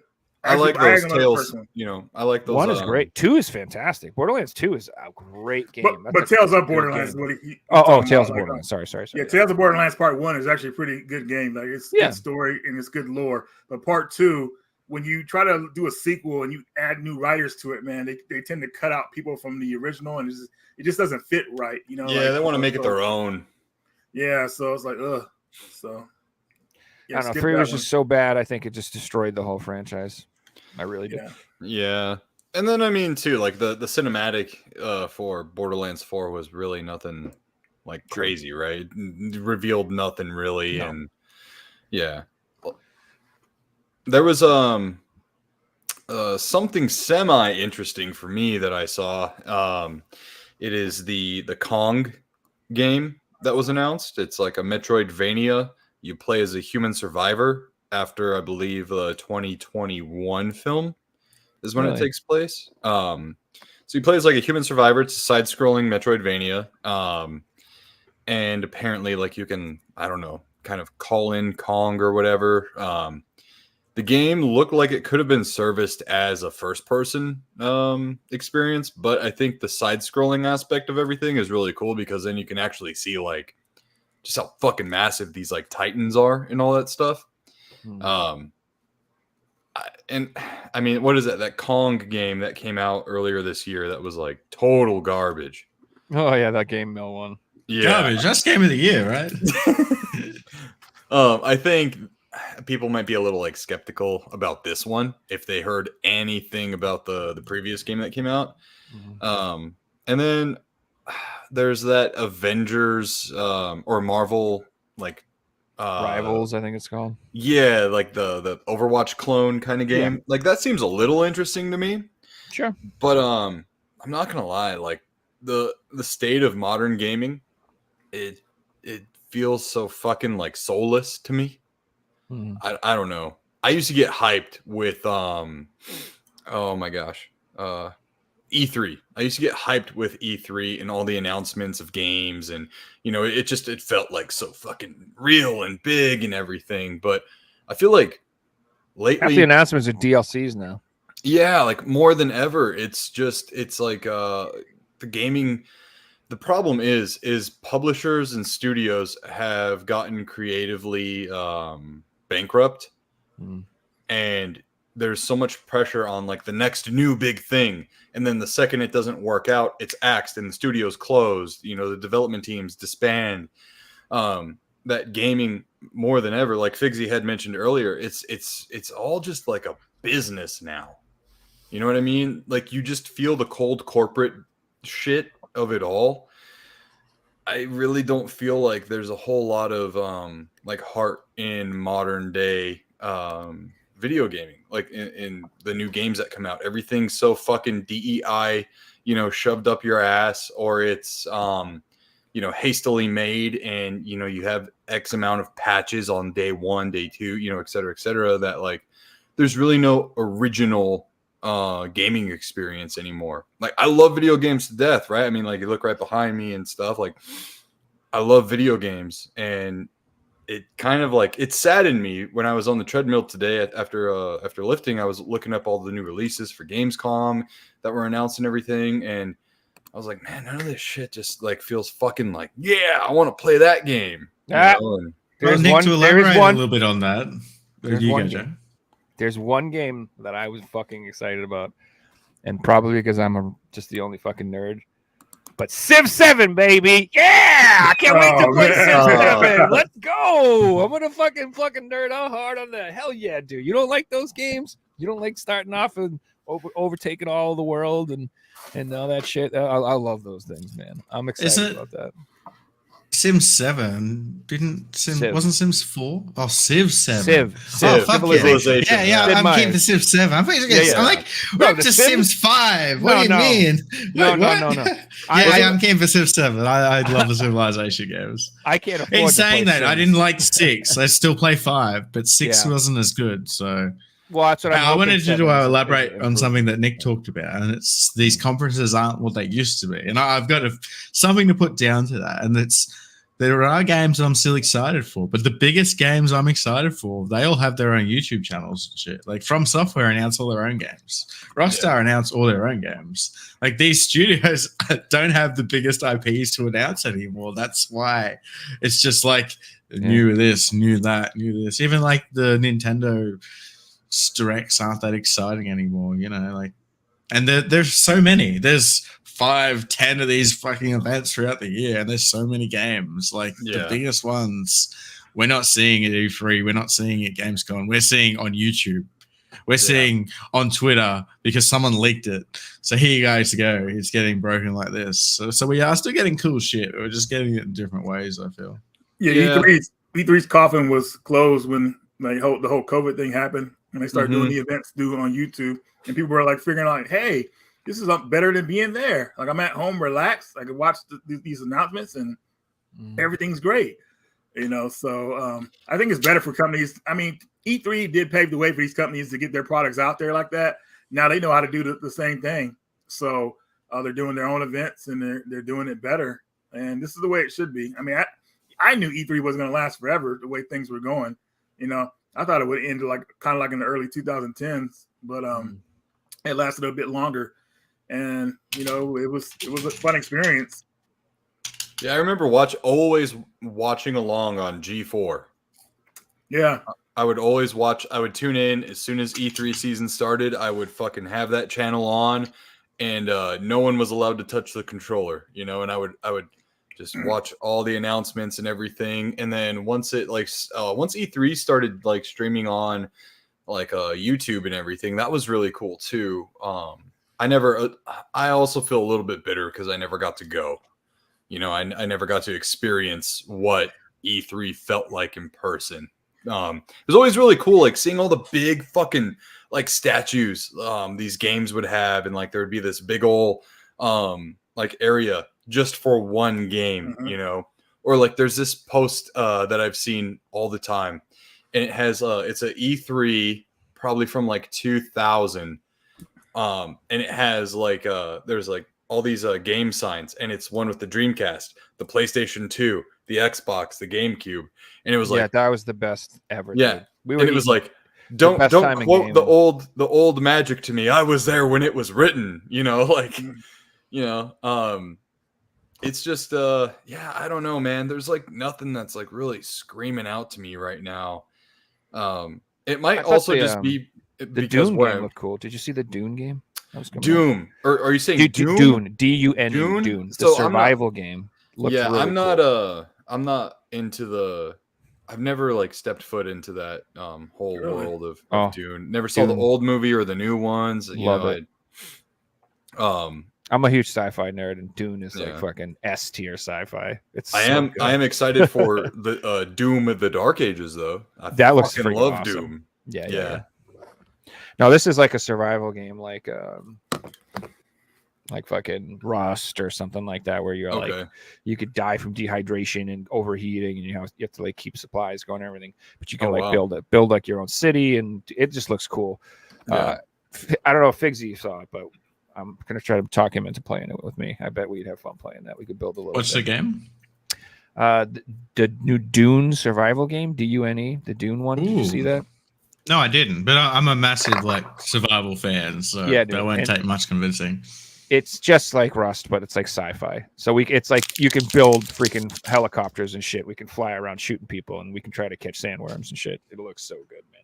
So you guys like survival games? Have you ever played a game called Disaster Report? Oh yes, yeah, PlayStation 2 classic, baby. Oh, 100%, man. I haven't, but I haven't played. You haven't? Oh my god! So I played the it's on my PS4 list version. to buy. I haven't got it. I really want a copy. Yeah, because in your territory, I think it's called SOS Escape. So basically, for fans that people are watching, Disaster Report series is known as something, I forgot what it's called in Japan, but it's a series of games that have to do with like earthquakes and floodings, and they are some of the most fun like survival games out there, like very compelling. And they are working on the 5th game that's going to come out, I'm guessing, for PS4, PS5, and the next generation systems. But definitely a great series. I still remember the day I played mine on the PS2 back in the day, and it was just like this awesome fun. So I just bought it because you guys are talking about survival games. I thought like survival games like that have to do with natural disasters. It's pretty cool. But if you guys haven't played those series, man, oh my god, they are must play. It's like. Yeah, Joe, you got to play it, man. Raw Danger, the second one too, is a really good one. I literally, so I just ordered another Anbernic handheld because I'm a fucking addict and I can't stop buying them. So I bought one. I bought the RG Cube. I don't know if you guys know that one, but that's like it's got like a square screen. It's like a different aspect ratio. Anyway, it's got a nice chipset in it. It's supposed to be great for PS2 games. So I just went and freaking filled like 2 terabytes of PS2 games on a hard drive to throw on this thing, and I grabbed both of those games. Yeah, I'm not gonna be able to fit all of them on there. I'm gonna have to like cut them back, but yeah. So what I'm gonna do on my new PC is I'm gonna buy I'm gonna buy 2 10-terabyte drives and put it in there, and I'm gonna freaking just load it up with every I just got ROM this I've one. ever wanted, dude. And It's I'm gonna have wild. them all. Bro, I'm over it. I want it all. I'm on it because I just feel like I You're don't gonna know, I'm have paranoid. you're gonna have 99% of games you'll never play. It's just up there. That's what I already do. I just Yo, what's up, Smash? That's I got just, this Yo, one. yo, what's up, JT? Yo. Ratchet T, he's in here, man. Celebrity. We were just talking about you earlier. So this is the one I got. You guys want to do What? pickups? Oh, hell yeah, dude. That's Yeah, that, yeah. I Let's get love into some those pickups. Yeah, we I can do need, I that. need to put those games on here so I could play like when I'm laying down or something. So perfect. Yeah, but I'm ready to do pickups. Who wants to go first? It's a question. I've probably only got have one, to so leave. I can smash it out. Oh, never Right mind. on. Fix, you beat me. Yeah. I bought a lot of stuff. It just didn't arrive yet. I hate that. Oh, it's like I bought stuff and I bought multiple games from one seller, and he took days to send them. And then he's like, the battery died in the game, so I went to the post office and got your package back. And I'm like, what? Okay. Anyway, that's for next week's show. This week, I obviously you guys know or may not know, I'm going for a complete Pokemon set, including all the spin-off titles for every system except the N64 and the GameCube. That's because I didn't grow up with those systems and I'm not interested in them. So one of the mainline titles, and a lot of people call this the best Pokemon game. So I've never played it. I'm pretty excited to actually play this one. I'm not going to emulate it. I'm going to play it on the original hardware, and that is Pokemon Platinum version. So this one in 2021, I sold a cart-only copy for $190. So I ended up buying this for $195 complete.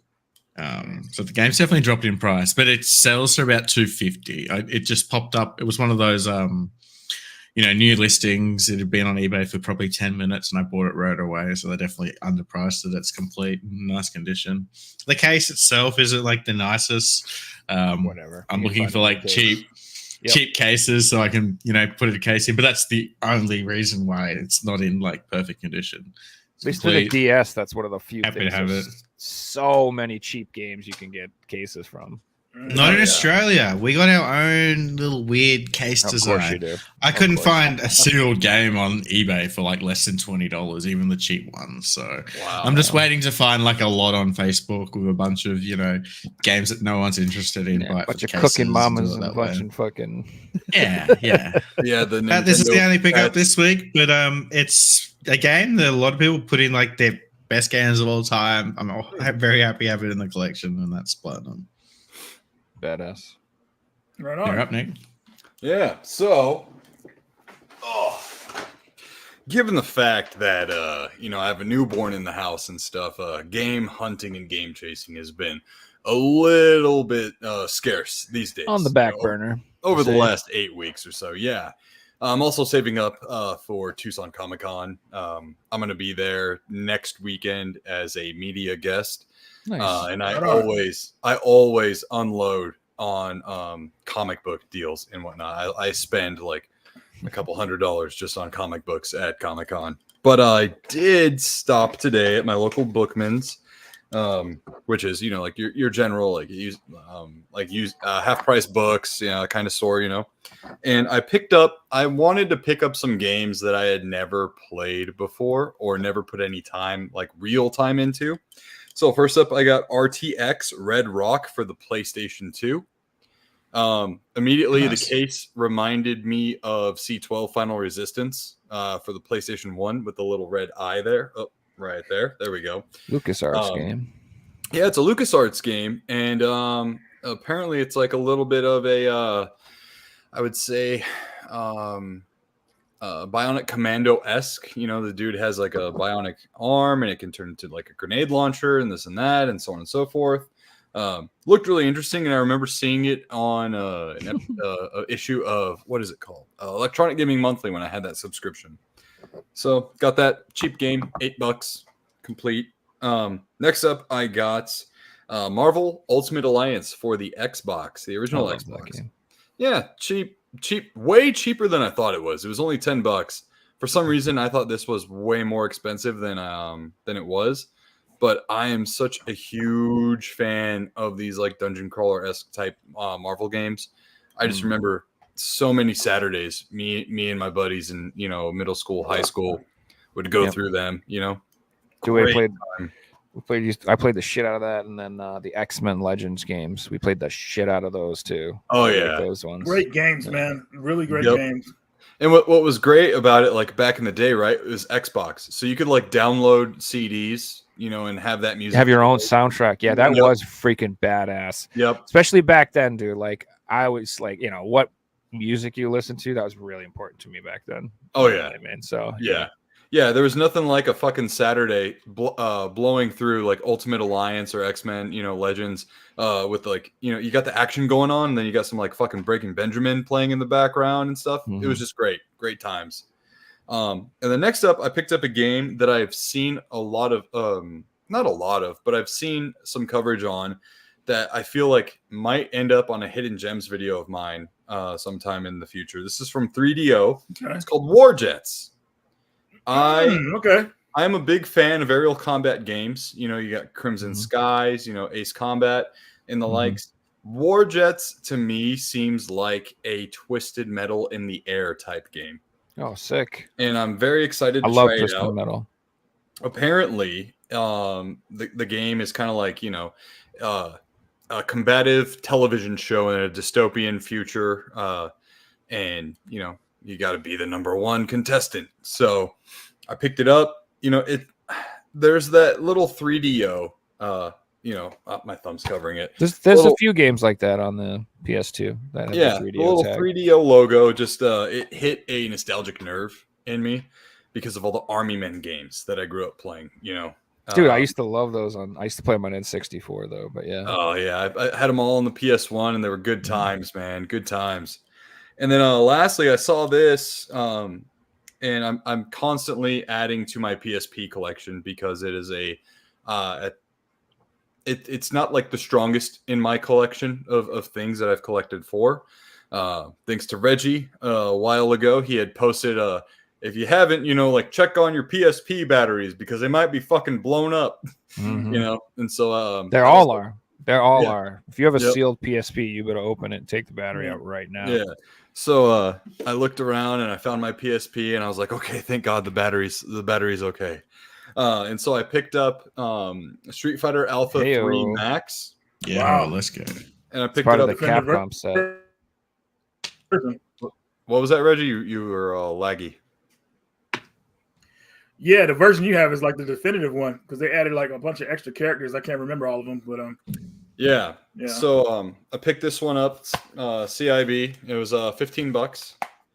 Not bad. You got to and- get the whole Capcom set now. Yeah, I know. I have it. They form like a line.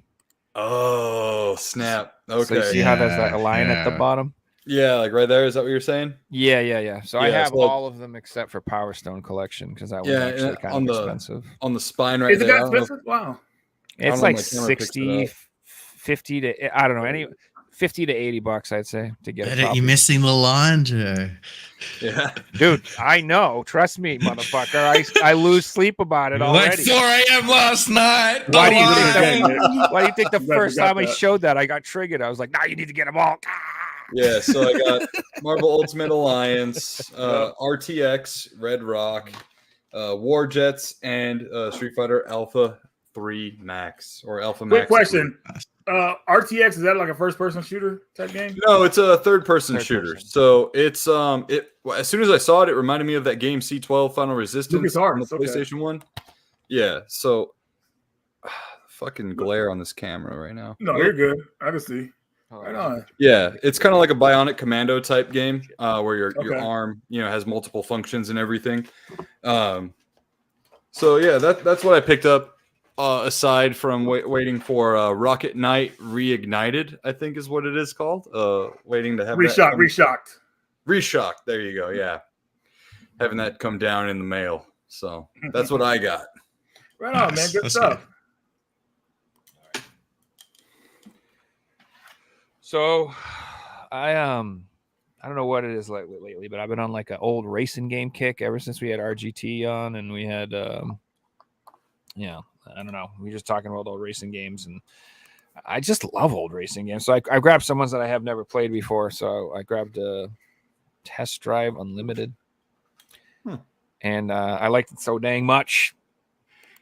I got Test Drive Unlimited on the PSP because I mean, I think that's on PS3 as well. Just Test Drive Unlimited, a different cover. Sequel, because I Is also it the sequel? Test Drive Unlimited. Oh, Yeah. So there, I don't know. There could be. I think there's another one. Yeah.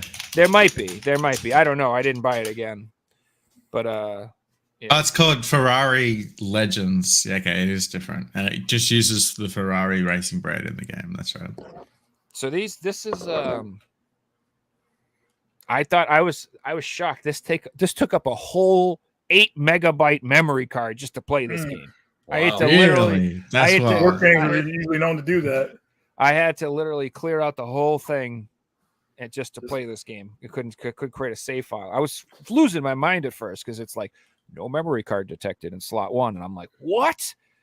Is my PlayStation broken? What the fuck? I was freaking out, and then I just was like, all right, maybe if I delete everything off the card, because I have an 8 megabyte card, it'll work, and I did, and then it worked fine. I was like, okay, so That's wild. It needs it to have. It needs, I mean, yeah. it's not that big when you think about it, but back Back in the day, then, that was one of the fancy ones. The regular ones weren't 8 megabytes. I think they were like 4 or something. I think, or I don't even know. Whatever. I know. I thought the regular were 8 for PS. Maybe 1 megabytes for the PS1, and then you could get them up to like 64. Oh, that makes sense. Yeah. Because the gray ones I have are the ones that are smaller, and the one I have is PS2. That makes sense.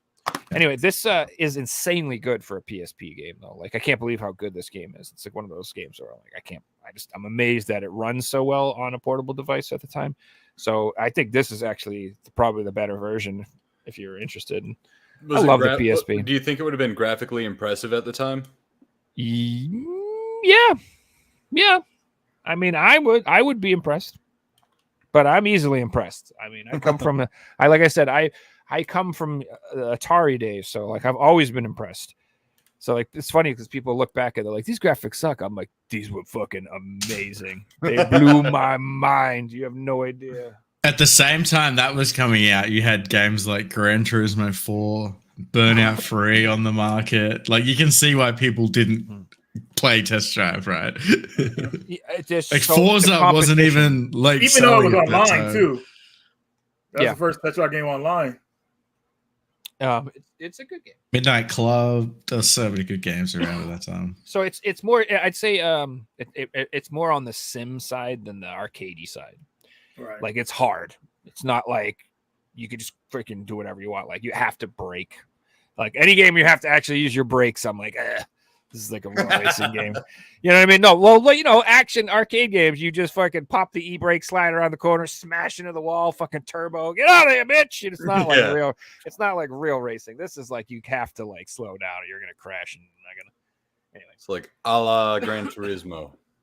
so I've been watching RNG Gamer. If you guys remember, he was on the show a little while ago, and he's actually going to be on the show again coming up on the 5th. So that should be an awesome episode. But he plays like a lot of like really hard games and shit like that, which I find like really admirable. And I've been watching a lot of his streams lately, and he was playing this game, and it just looks so fucking fun, dude. And I've never played this game before, and you guys have probably already heard of it. I've never played this shit. Metal This is Gear hard. Rising: That is Revengeance. so hard. Excellent, excellent game, dude. That game is Yeah. hard. It looks so good.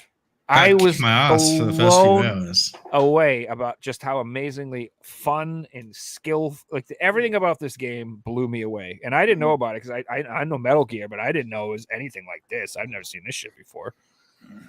And so anyway, this blew me away, and I freaking had to have it. And you can still get brand new sealed copies on Amazon for $15. Yeah. So Nice. I I feel like that was part of the reprinted. probably. And the DLC for the game is still free, which adds extra prequel story modes for Jetstream Sam and the dog character in the game, Robot Dog. Nice. So I haven't played it yet, but I'm like I can't wait. I can't The wait. boss battles in that game are so epic, man. It's just so. You make me want to play it right now. Actually, Hell yeah, dude! I was Great hyped. game. I was hyped. I literally was watching him play it, and I ordered it on the spot. Nice. And also, Joe. it's just you don't get games that like look like that. Oh hell yeah! I got the steel case for it. Because it still gets nice, That's dude. badass, dude. I'm gonna have to raise you one. I'll be back in a second. Yeah, Oh, no, screw but you hey, guys. dude. that game has some good music too, man. Like you'll know what I'm talking about. Like when you Oh, hell play yeah. a game, Joe, and you get the Jetstream Sam, that boss fight. Oh my god, that music is hot, dude. You got to hear it, man. You're gonna get pumped up. I am already pumped up. It's 6 months when I get to it. I'll let you guys know. The only thing I know for real from that game, the song, that's really good. Oh, I bet I was gonna say, I forgot to say when I was talking about this game. There's a brand new Test Drive Unlimited coming out right now. It's coming out. It's called like Solar Crown or something like that. So it looks sick, which is what kind of turned me onto the whole series. But I did want to mention that I forgot there is a new one of those coming out. Speaking of new games that just came out, I grabbed Signy, All Guns Blazing. What's that? This is a new shmup by Konami. That looks good, and it's sold out. That's really hard to get over here. Is it really? Oh, no shit. Yeah. Like our stores, like we got 1,000 EB game stores. I think only 300 of them got copies or something. Mm-hmm. So it's got some mixed reviews, but like I think it looks amazing. So the visual presentation is insane. It looks like absolutely outstanding. So it's on Amazon. That's where I picked it up for $30. 60 here. Yeah, it's like $29.99 here. Only on PS5. Only on PS5. Yeah. Let's see if it. Well, I mean, I don't know digitally. Physically, yeah, this is the only copy I saw. It's not on the Switch either. I would have bought the Switch copy. I don't want to pay full price for it, and it's like already, one of those things that's almost sold out. So it's like, do I bite the bullet now, or do you wait? Oh, it looks kind of cool. Yeah, it's like so what it is, it's a 16:9 shmup, and it's a vertical shmup, and that's like a really tough game to make. So with the 16:9 format is much better for horizontal shmups because you have all that real estate for the screen to go sideways, so it makes sense to have that big thing. But when you do a vertical shmup and you have just a big wide ass screen like that, it's weird. It's like it's hard to pull off. And so from what I've seen, it looks good. It's just the complaints I've heard about it is I heard the controls weren't like super precise. So just first of all, I just want you to know that shmup players are some of the most critical people in the world. They're the hardest to please. They are obsessed about shmups, about every little thing. They really will go nuts on these games. So, if a hardcore shmup fan plays this, they might have some gripes with it. But if like a normal human being who just wants to play a game plays this, I think you're gonna have a lot of fun. Let's put it that way. Noob. If you're that's the thing. This was designed to try to get people into shmups who aren't into shmups. So it's like it's not as brutal. So first of all, there's like a shield system. So it's not just one hit death. Okay. So that alone just that's I like a huge improvement than most people playing shmups. So you have you can it's kind of interesting. You have two resources. You have shields and you have missiles. And then when you kill stuff, there's pickups. And when you pick it up, what it does is it recharges your shields, and then you can turn your shields into missiles. So you can sacrifice defense for offense. Okay. And you kind of play this game where you like build up your shields, build up some offense, and you go back and forth. It's a neat little system. That's a good mechanic. Yeah. It'll be here tomorrow. So like I said, if you're like a hardcore, cave addict and all you'd like is Japanese shmups and stuff, this is probably not going to be your cup of tea. But if you're somebody who's like, I kind of like shmups, I bet you'll actually really enjoy that. And in general, I'm just like super supportive of Konami right now. I really would like them to make good games again. Like I want to support them. I know that may be a little Stanish, a little fanboyish. I really do. Yeah, I want own the Metal Gear Solid license. Yes, I want a new Castlevania. I like the new Contra was decent. You know what I mean? Like I'd like them to continue to make games. We're gonna make Konami great again. Sure. Silent Hill 2 is coming out. Right? Isn't that them? Joe, before you show the next one, I just grabbed a couple of games from next door. Yeah. Now, these were G2 exclusives, and I believe they were only available in Canada through Future. Correct me if I'm wrong. So the first one is G2. It's the Metal Gear Rising Revenger, and this is called the Render Commando Edition. And then the second one is the one he has? the Shinakaro Inferno Edition. That's the 360 version because that's G1. This is G2. This is PS3. Is it the G2 size though? Yeah. Is it G1 size? That looks bigger. Hang on. Yeah, and there's two of them. They're really cool. The set, and then they make like a sort of like a yin yang thing with the colors on the back. That's sick. I demand a sequel. All right, so Yeah, good luck with that. No, We've no, lost it ain't the director behind it, It the ain't. idea behind it. Going, we'll get a sequel, and it'll be like some woke thing that we don't want. So, remember I was talking about limited run games earlier, and I got something from them that I was actually really excited about. And this is why I like them. It's because, like, I just don't think this would ever fucking happen if it wasn't for limited run. And I got the Cosmic Fantasy Collection. That's And, cool. dude, I'm super excited for it. I've never played these games in my life.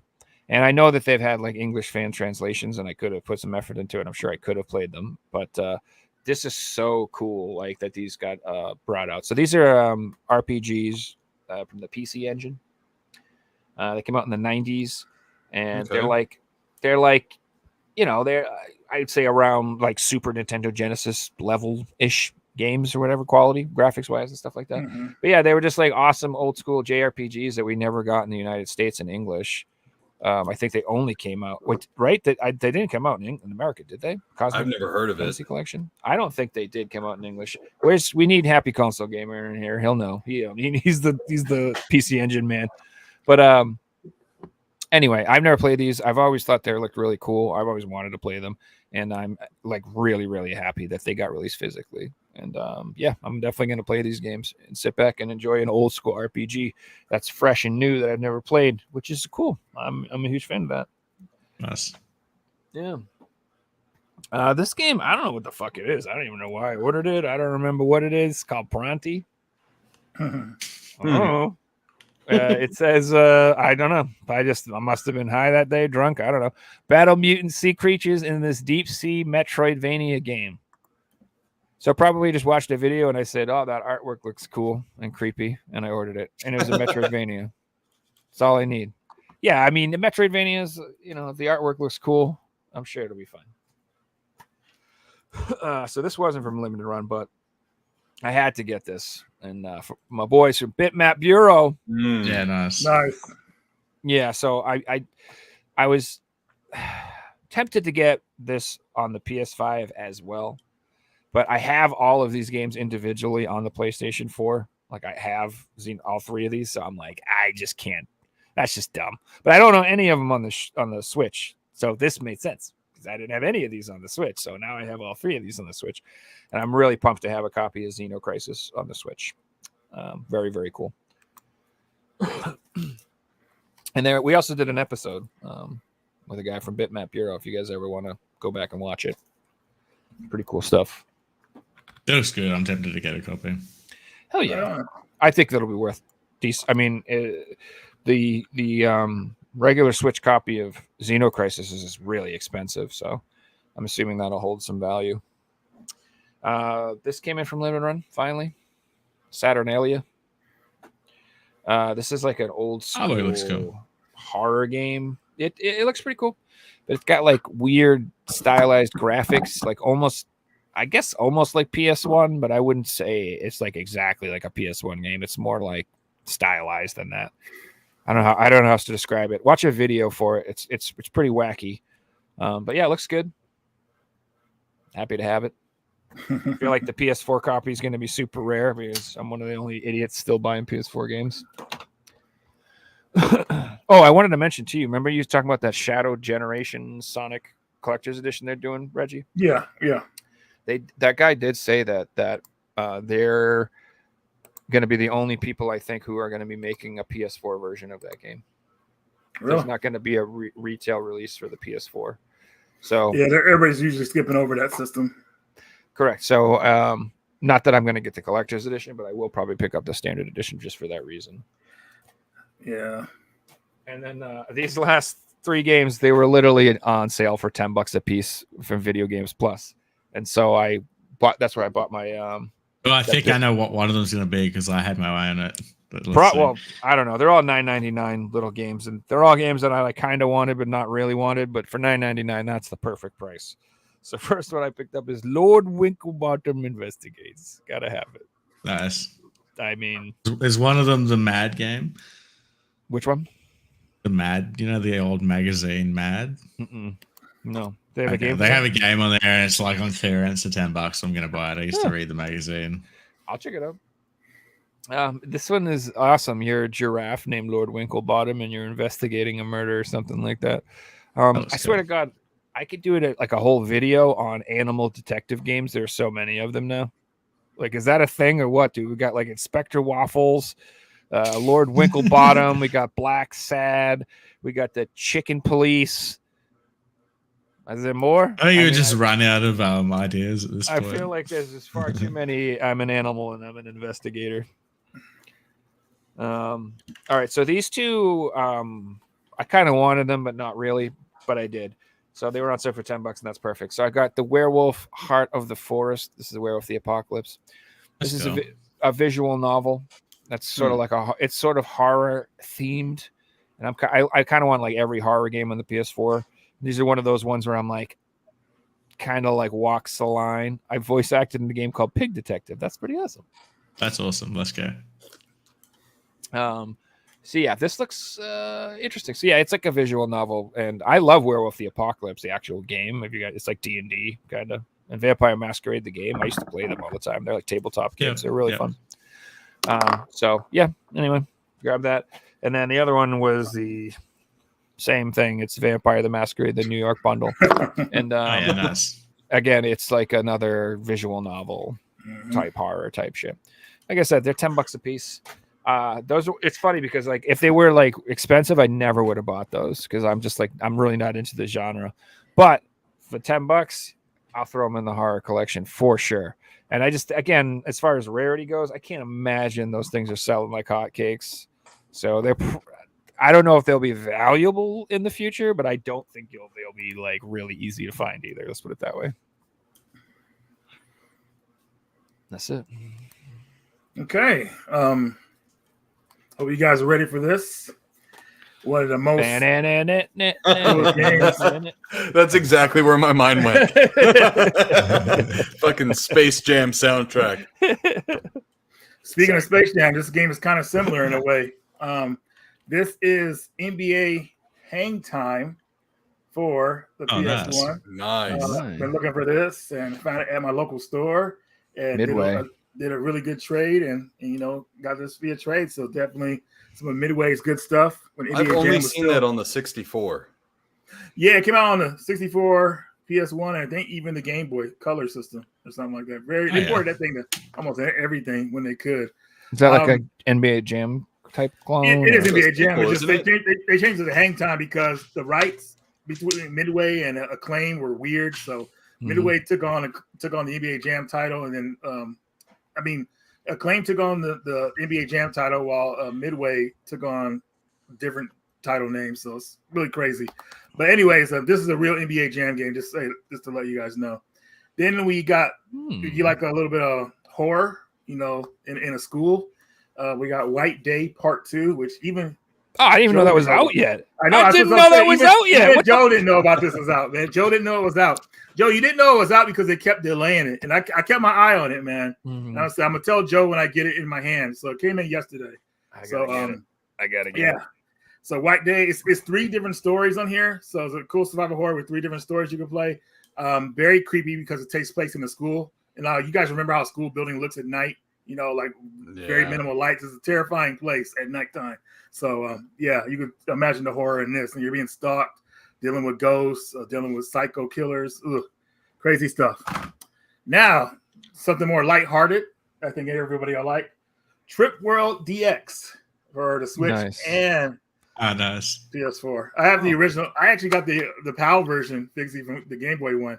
Playing this playing it on a more modern system is more my preferred way of playing it now. But definitely some fun games. They are very easy, but still that's a good thing because it gives you a feeling of self-accomplishment. Like, I beat this game. Cool. I had a good time. So very cool game. Lots of cool extras. Like a palate cleanser too. Yeah. Yeah. I don't know if I showed you guys this game last time. I did get Rocket Knight. I showed us last time. I don't let's go. think so. Maybe. Yeah, Rocky Knight Adventures. I played this on a live stream recently, and still I loved it. What's kind of funny about me is that my favorite one out of all 3 games is actually the Super Nintendo one. Like, I know that's not considered the best one. Sparkster. Wow. Sparker, yeah, the best one is considered the first game. The first game is legit, man. Like, it's on point. You can see all the details they put into it. The second game on the Genesis wasn't that great to me. It's a good game, but still not on the level of the first one. The one on Super Nintendo, to me, I feel like it's like on that level of the first one. I thought it was really well done. But yeah, got the Switch version as well. And shout out to Smash JT if you're still watching. Smash actually picked this up for me at the convention. Cool. He said it was hectic there, but he got me a copy. So thank you, That bro. Switch one looks so good. It's got that Genesis cover to it, man. Oh, Yeah, I know, right? Yeah, it looks- It's got Comic-Con exclusive too. People probably look at me like I'm crazy because I opened mine, but I open all my games. That's just the way it is. I think I don't know if I showed this one last time either, man. I'm starting to forget. But Super Zenguru, you have this one, Joe. show that one. yeah, I think we've seen this one. Oh, you haven't seen? Okay, yeah. This game is like Still awesome. it's like Castlevania. If you play old school Castlevania games, it's like that, but it's more puzzle driven because you have to find an item to unlock doors to move on to the next Oh. area. So you have to like kind of Yeah. be careful, like make sure you don't miss certain items, which is not hard, but still you could like mess up and like skip an item. But yeah, it's fun, cool Castlevania type game. I got this game for $10. Sonic Superstars for the Switch. Best Buy and Amazon had a sale for $10. oh yeah. And, Is that a yeah. reversible cover? Yeah, this is the reverse Yeah. cover. I want it to look different, you know what I mean? 'Cause I hate that the reverse cover, they don't have the Switch logo on here. Like all they do is Yeah. put a little effort in, put the Switch thing on there, but now it just looks like what is this? Is this a Switch? It's game? just, Like, it's technically just I inside love artwork that though. game. it's fun. And it's It is online. so Well, is it good. online? Yeah, it's online, right? No, it's online. It's couch co-op, maybe. I don't I know. have the big GameStop in-store banner for that game. It's Really? so much fun. Nice. Yeah. I think I beat that game honestly in like 3 days because I played it so much. Yeah, it's a fun one. They did a good job. Just people kind of like were iffy about it because it was $60 when it first came out. You cannot release a Sonic game like that for $60. You know, Yeah. 40 at Not the these most. days. It's not No. the 90s anymore. Yeah, So- not, it's so crazy. But anyways, next game here. This was a more of a last minute buy, but I had some store credit and I didn't want to leave any store credit in the store, so I picked up Ultra Street Fighter 2. This is a sought after game, and definitely I'm excited to play this because it has Violent Ken in it, which is an extra character that SNK had made a certain version of Ken. So gonna play this pretty soon. Probably play it after the stream because my Switch is right there charging. And then all this Mario talk we had earlier, I got the new Super Mario Brothers U Deluxe finally. After so Nice, many years of dude. this game being out, now I Nice. have both games, and I had a I great like time those playing it. games. Yeah, Yeah, I I think played- they're fun. Yeah, I think they're good. Yeah, I played it on the Wii U back in the day, and I got pretty far. I got to the ice levels, and I was having a great time playing it. But I lost access to the Switch, so I never played it again. But now, Did I Find you it That's on play the the with- green Ones is case for fun. the Wii U, right? what's that? I was saying, that's the green case for the Wii U, that one? I guess. No, that's the Luigi one. I think you're talking about Oh, Big Z. okay. Yeah. Oh, Yeah. Luigi. Yeah, that is the green case for the Luigi one. That game I hear is harder too. It's like meant like to be like a lost, like a lost. Like lost Super Mario 2. Yeah, like the like original real Super Mario 2. Brothers 2, but the harder version. Yeah, exactly. Did you ever So- play that game with other people? No, Oh, it's so Dude. hard, dude. Fuck I bet. that. I bought that game for my Torture. wife and I to play together. We got through like 3 stages, and I was like, "I'm fucking done playing with you. Like, I can't do it." Yeah, you constantly kill each other, whether it's on purpose or not. Just Yeah. It's like jumping playing, on each other's Battletoads heads. together or something, right? Like these Mhm. NES Battletoads. Dude, you'll go to Oh jump. my gosh. You'll go to jump over a gap, and the other person will just come over and be like, "Boop!" Just bounce your ass right to the hole. You're like, Yep. "What the heck?" Start Yep. dragging it back to the screen when you make a jump, Or- you can't get over because they're They'll like not all the steal way on your the screen. power ups are freaking man. Or like you die so many times that they start to enter your life pool and use your lives. that's like Contra. Oh that man. shit. I would never let my little brother play Contra with me. I'd be like, "Stop stealing my guys!" This game is actually still online, and obviously you can play co-op. It's a really fun game. This is Saints Row the Third, Hmm.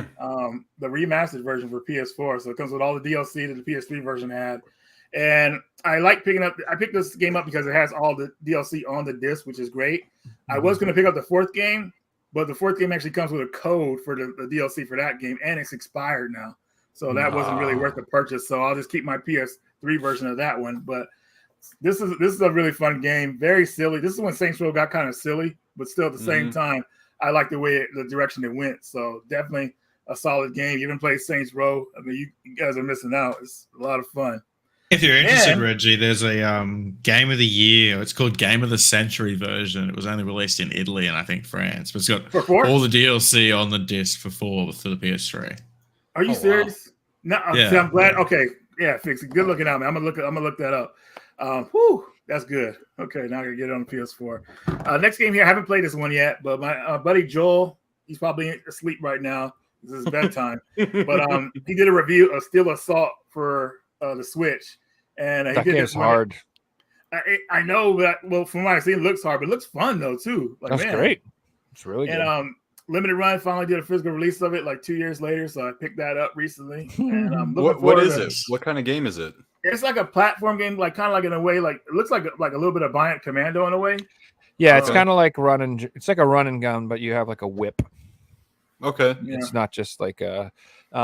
What's interesting about that game too is that they force 4x3. You can't play it in 16:9. Oh wow! So even if you play it on a 16:9 TV, it puts it in 4x3, and it puts the bars in there up there. Okay, correct. You get the banners. So, but that's interesting, and I like that because, and I don't think a lot of people realize how much of a difference the aspect ratio makes in certain games like that. Mm-hmm. But like they can balance that game just like a real Contra game now because it's in 4x3 and they don't have all that extra dead space they have to worry about. So it's pretty cool that they do that. A lot of people don't like it, but I'm like a huge fan. I like 4x3. So what was that game called, Reggie? What did I put up? It's called Steel Assault. Steel Assault. Mm-hmm. Yeah, if you get the eShop, if you get the digital version, it's like I think it's very cheap. But of course, Nick, I know we're all about the physical, so you can look for that physical release. The cheapest you'll probably pay for it is I would say $45 to $50. Okay. For the cheapest version. Okay. Yeah. Maybe I'll double dip. Yeah. Why not? You know, depending on how much it is on the store though, because you're going to be super cheap. Next game just came like earlier today when I shut my camera off for a while. I was actually picking up the mail, and this came in the mail. This is Evil Dead the game. Fuck yeah. My buddy Kyle hooked me up with this. I actually got rid of the game a while ago, but he wants to play it together again. So now I'm gonna play it on PS5 definitely this time, so it runs better. But Evil Dead the game is an online only game, up to 4 people, which you have to have 4 people, and you're going against the 5th player, which has the book Necronomicon, and they're controlling all the stuff all that goes around you. So you're trying to get to him before he kills all of you, so he can possess your car you're in, make the car drive off a cliff, make trees come after you, like punching trees and stuff. So it's pretty insane, but it's a fun game. You just need a lot of people playing it, but it could get crazy, man. Like you're not safe anywhere in that game. Like you could become possessed. Your other players become possessed coming after you. It's crazy.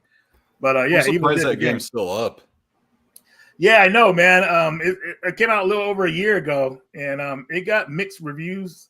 I mean, I had a good time playing it at first, but it could be very difficult, man. If you're playing as the players, everything's against you. Just like, geez, man, I can't even like get my character out of this area or whatever. It's insane. I think I saw it on sale at like it had to be like 2 months after it came out at like Walmart or Target for like $10. You didn't pick it up? I didn't because I figured because it's an online only game. Right. I saw that if it was that price, the game's probably dead.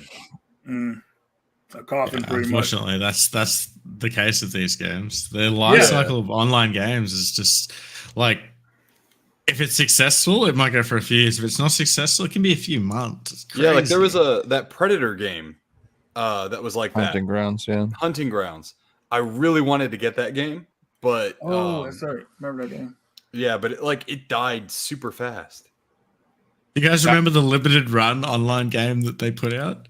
Just think of that. A limited run put out online. Yeah, I remember that game, man. It was the only game that they sold for like half price.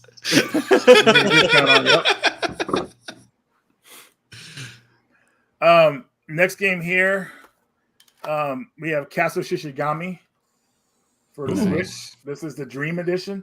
Comes with a soundtrack. Sorry about the blur. There we go. So you ever play Castle Shishigami? It first came out on the PS2, and it was known for its horrible voice acting. Like the people in the studio actually did their own voices to the game. And I remember I took it on Jason's channel. I was like, it's horrific, dude. Like it's so funny because you could tell like they're reading it like straight, like they're reading it like straight English, like Japanese to English, and it doesn't sound right. You go like. It's hilarious, but it's a great shoot 'em up game that a lot of people should play. PS2, Dreamcast. Well, it's on Dreamcast and the Switch that I know of. I don't know if it's on PS4, but definitely a good vertical shoot 'em up. And this version cut out the English voices, the straight Japanese voices with English subtitles. And then next game we have here, you guys are gonna laugh at this, man, but I finally got some Xbox One games. What? Yeah. Soulstar, a shoot 'em up. I love that game. Yeah, this game is fun. It's really good. Definitely a unique shoot 'em up. You could tell they put a lot of effort into this one. You know, with the unlockables and different ships you could use, and very good boss battles. Definitely a fun game that a lot of people will have fun playing. Sorry, I'm stacking up my games here. They're about to fall over. And then we got Sledstorm, which I've never played, but EA Big, when they were putting out those arcade racing games, I said, you know what, let me go ahead and pick this up, man, because I feel like there's still a lot of PS2 games that I haven't played yet. So that's what I'm going to be looking for at this convention coming up, like cheap PS2 games that are good that I haven't played yet. So Sledstorm is one of the ones I was looking for, so happy to have that. And then I might have showed this one in the last one. I think I'm getting the live stream I did with Media Glitch mixed up with ours, but maybe I didn't show this game. It's a Super Alloy Ranger, but I'm pretty sure I did show this one. Did I, Joe? I showed it a couple weeks ago. I don't know. You showed it, yeah. My version of the game came in late.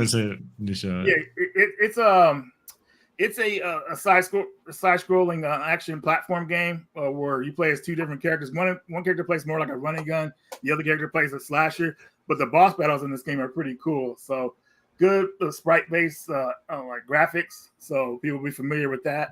I haven't really played it too much, but still interesting game.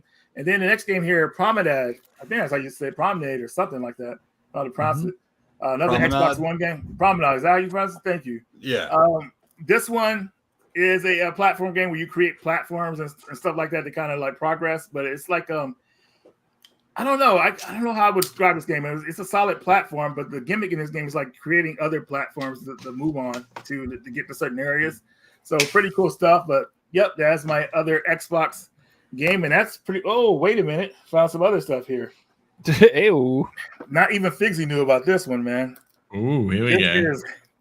This is Heavy Fire Afghanistan edition, but it comes in this box that has this freaking gun that comes with it. Oh, let's go.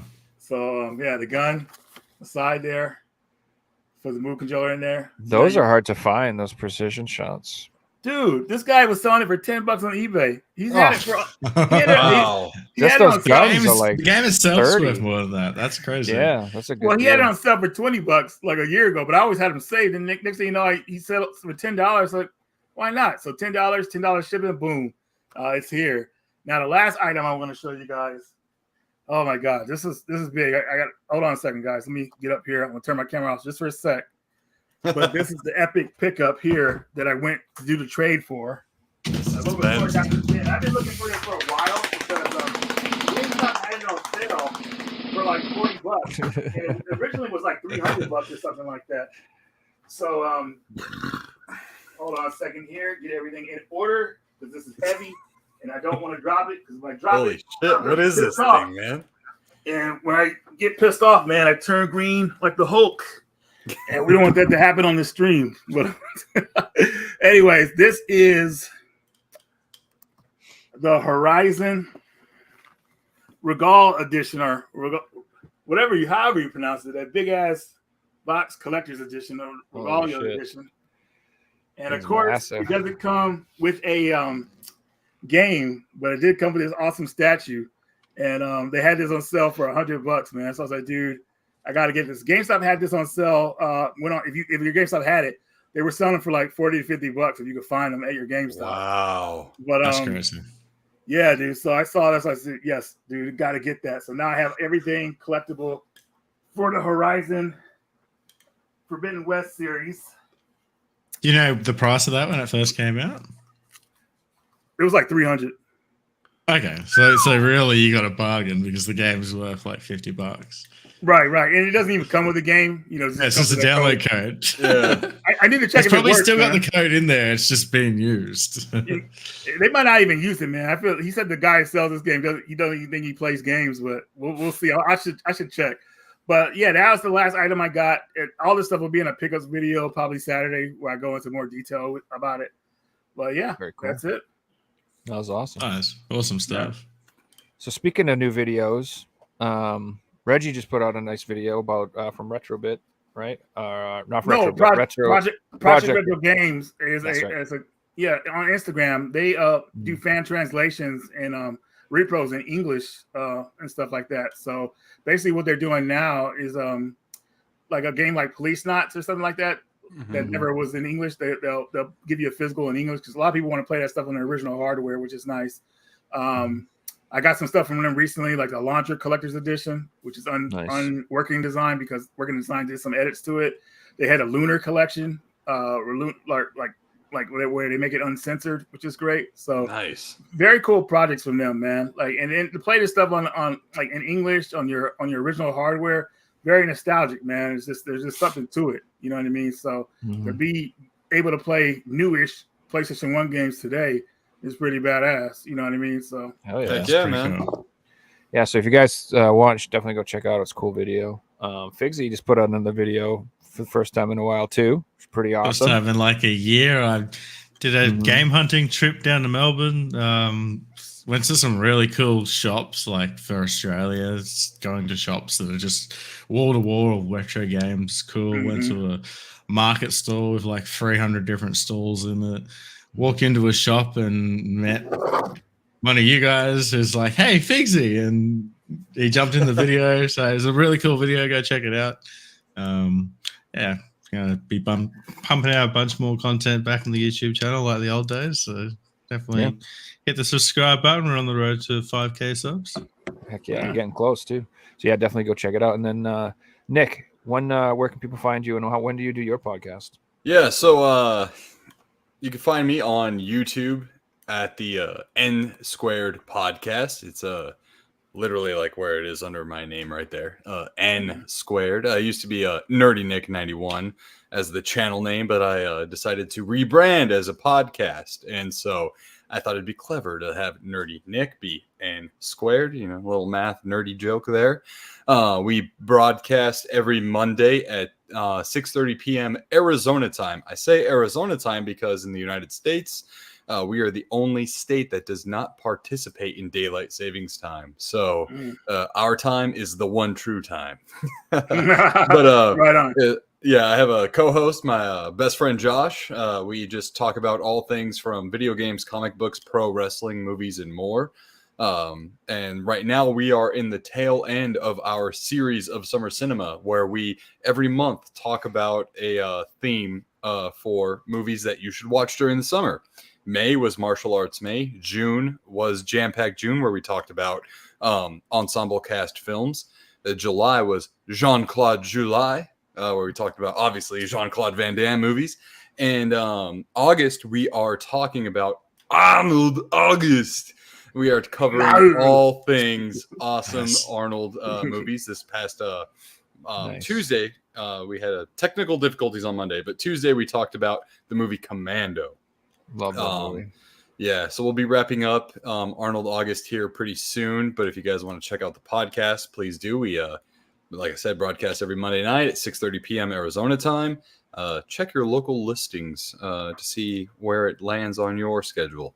And I will once again be getting to uploading videos on Friday as well, in companion with the podcast. It's an all one-stop shop. So you got the podcast on Mondays and long-form videos on Fridays. My latest video, I think, was a eShop Hidden Gems video. But check out all the stuff that we've been putting out there. I've been working really hard since this March. Just really putting forward a good foot in the long form video sector, as well as, just better topics and whatnot for the podcast. we're listened to in over like 22, 23 different countries. Steadily growing almost to the 1K mark. So it's really encouraging to just keep on climbing up and going. And, you know, I will say this, you know, I never really expected YouTube to be the creative outlet that it has been for me. People see me and they're like, "You're a gamer?" And I'm like, "Yes, I am a gamer. I'm a very proud gamer." You know, like, unfortunately there's stereotypes for everything, and people see me and don't think I'm a gamer, but you know, I am a giant nerd at heart. And I hope that bleeds through on the podcast and the videos. And it's been an honor being here again tonight. I don't take it lightly. Like, it's a giant privilege to be invited over here onto the show with you guys, just shooting the shit. And I know for you, it's nothing, but for me, it's something. And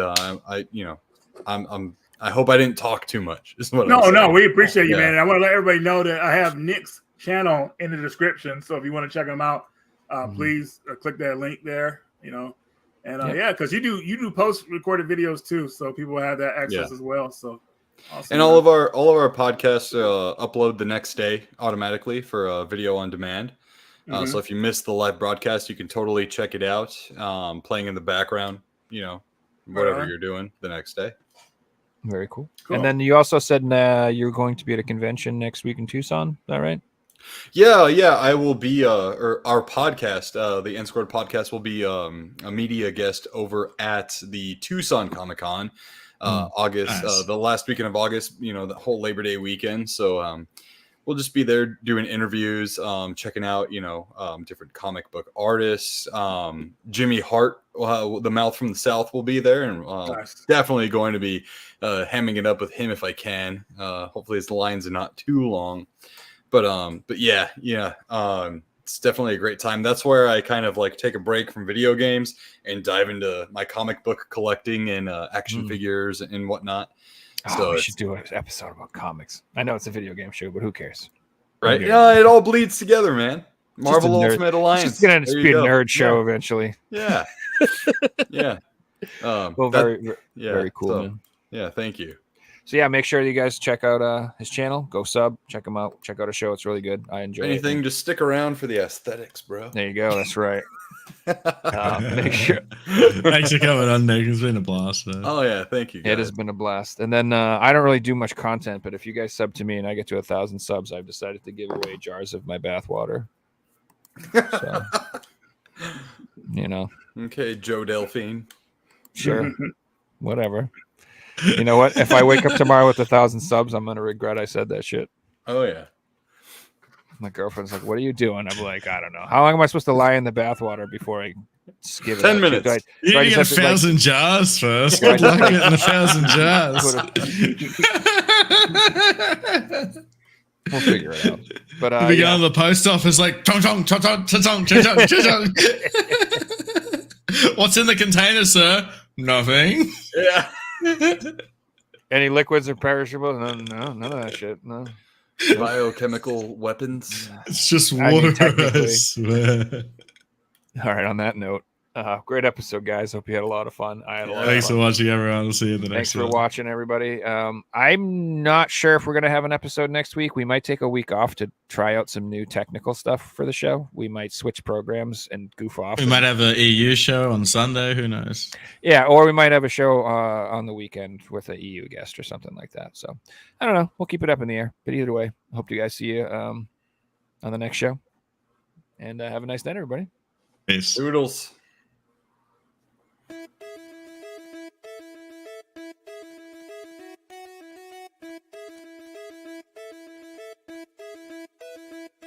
You found the coolest place to be, the PlayStation collecting season. Come on, won't you stay with me? Welcome to the show. Gather round the boys and girls, collectors from around the world. Let's show the people what they need to know. Welcome to the show. Gonna talk again, only got the best. Gonna put their knowledge to the test. Gonna laugh and eat, gonna live the dream. Gonna show you things you've never seen. Gonna sing a song to break it down. Gonna rock this party all night long. So come on everybody, let me see you dance. Get yourself ready, you got one more chance.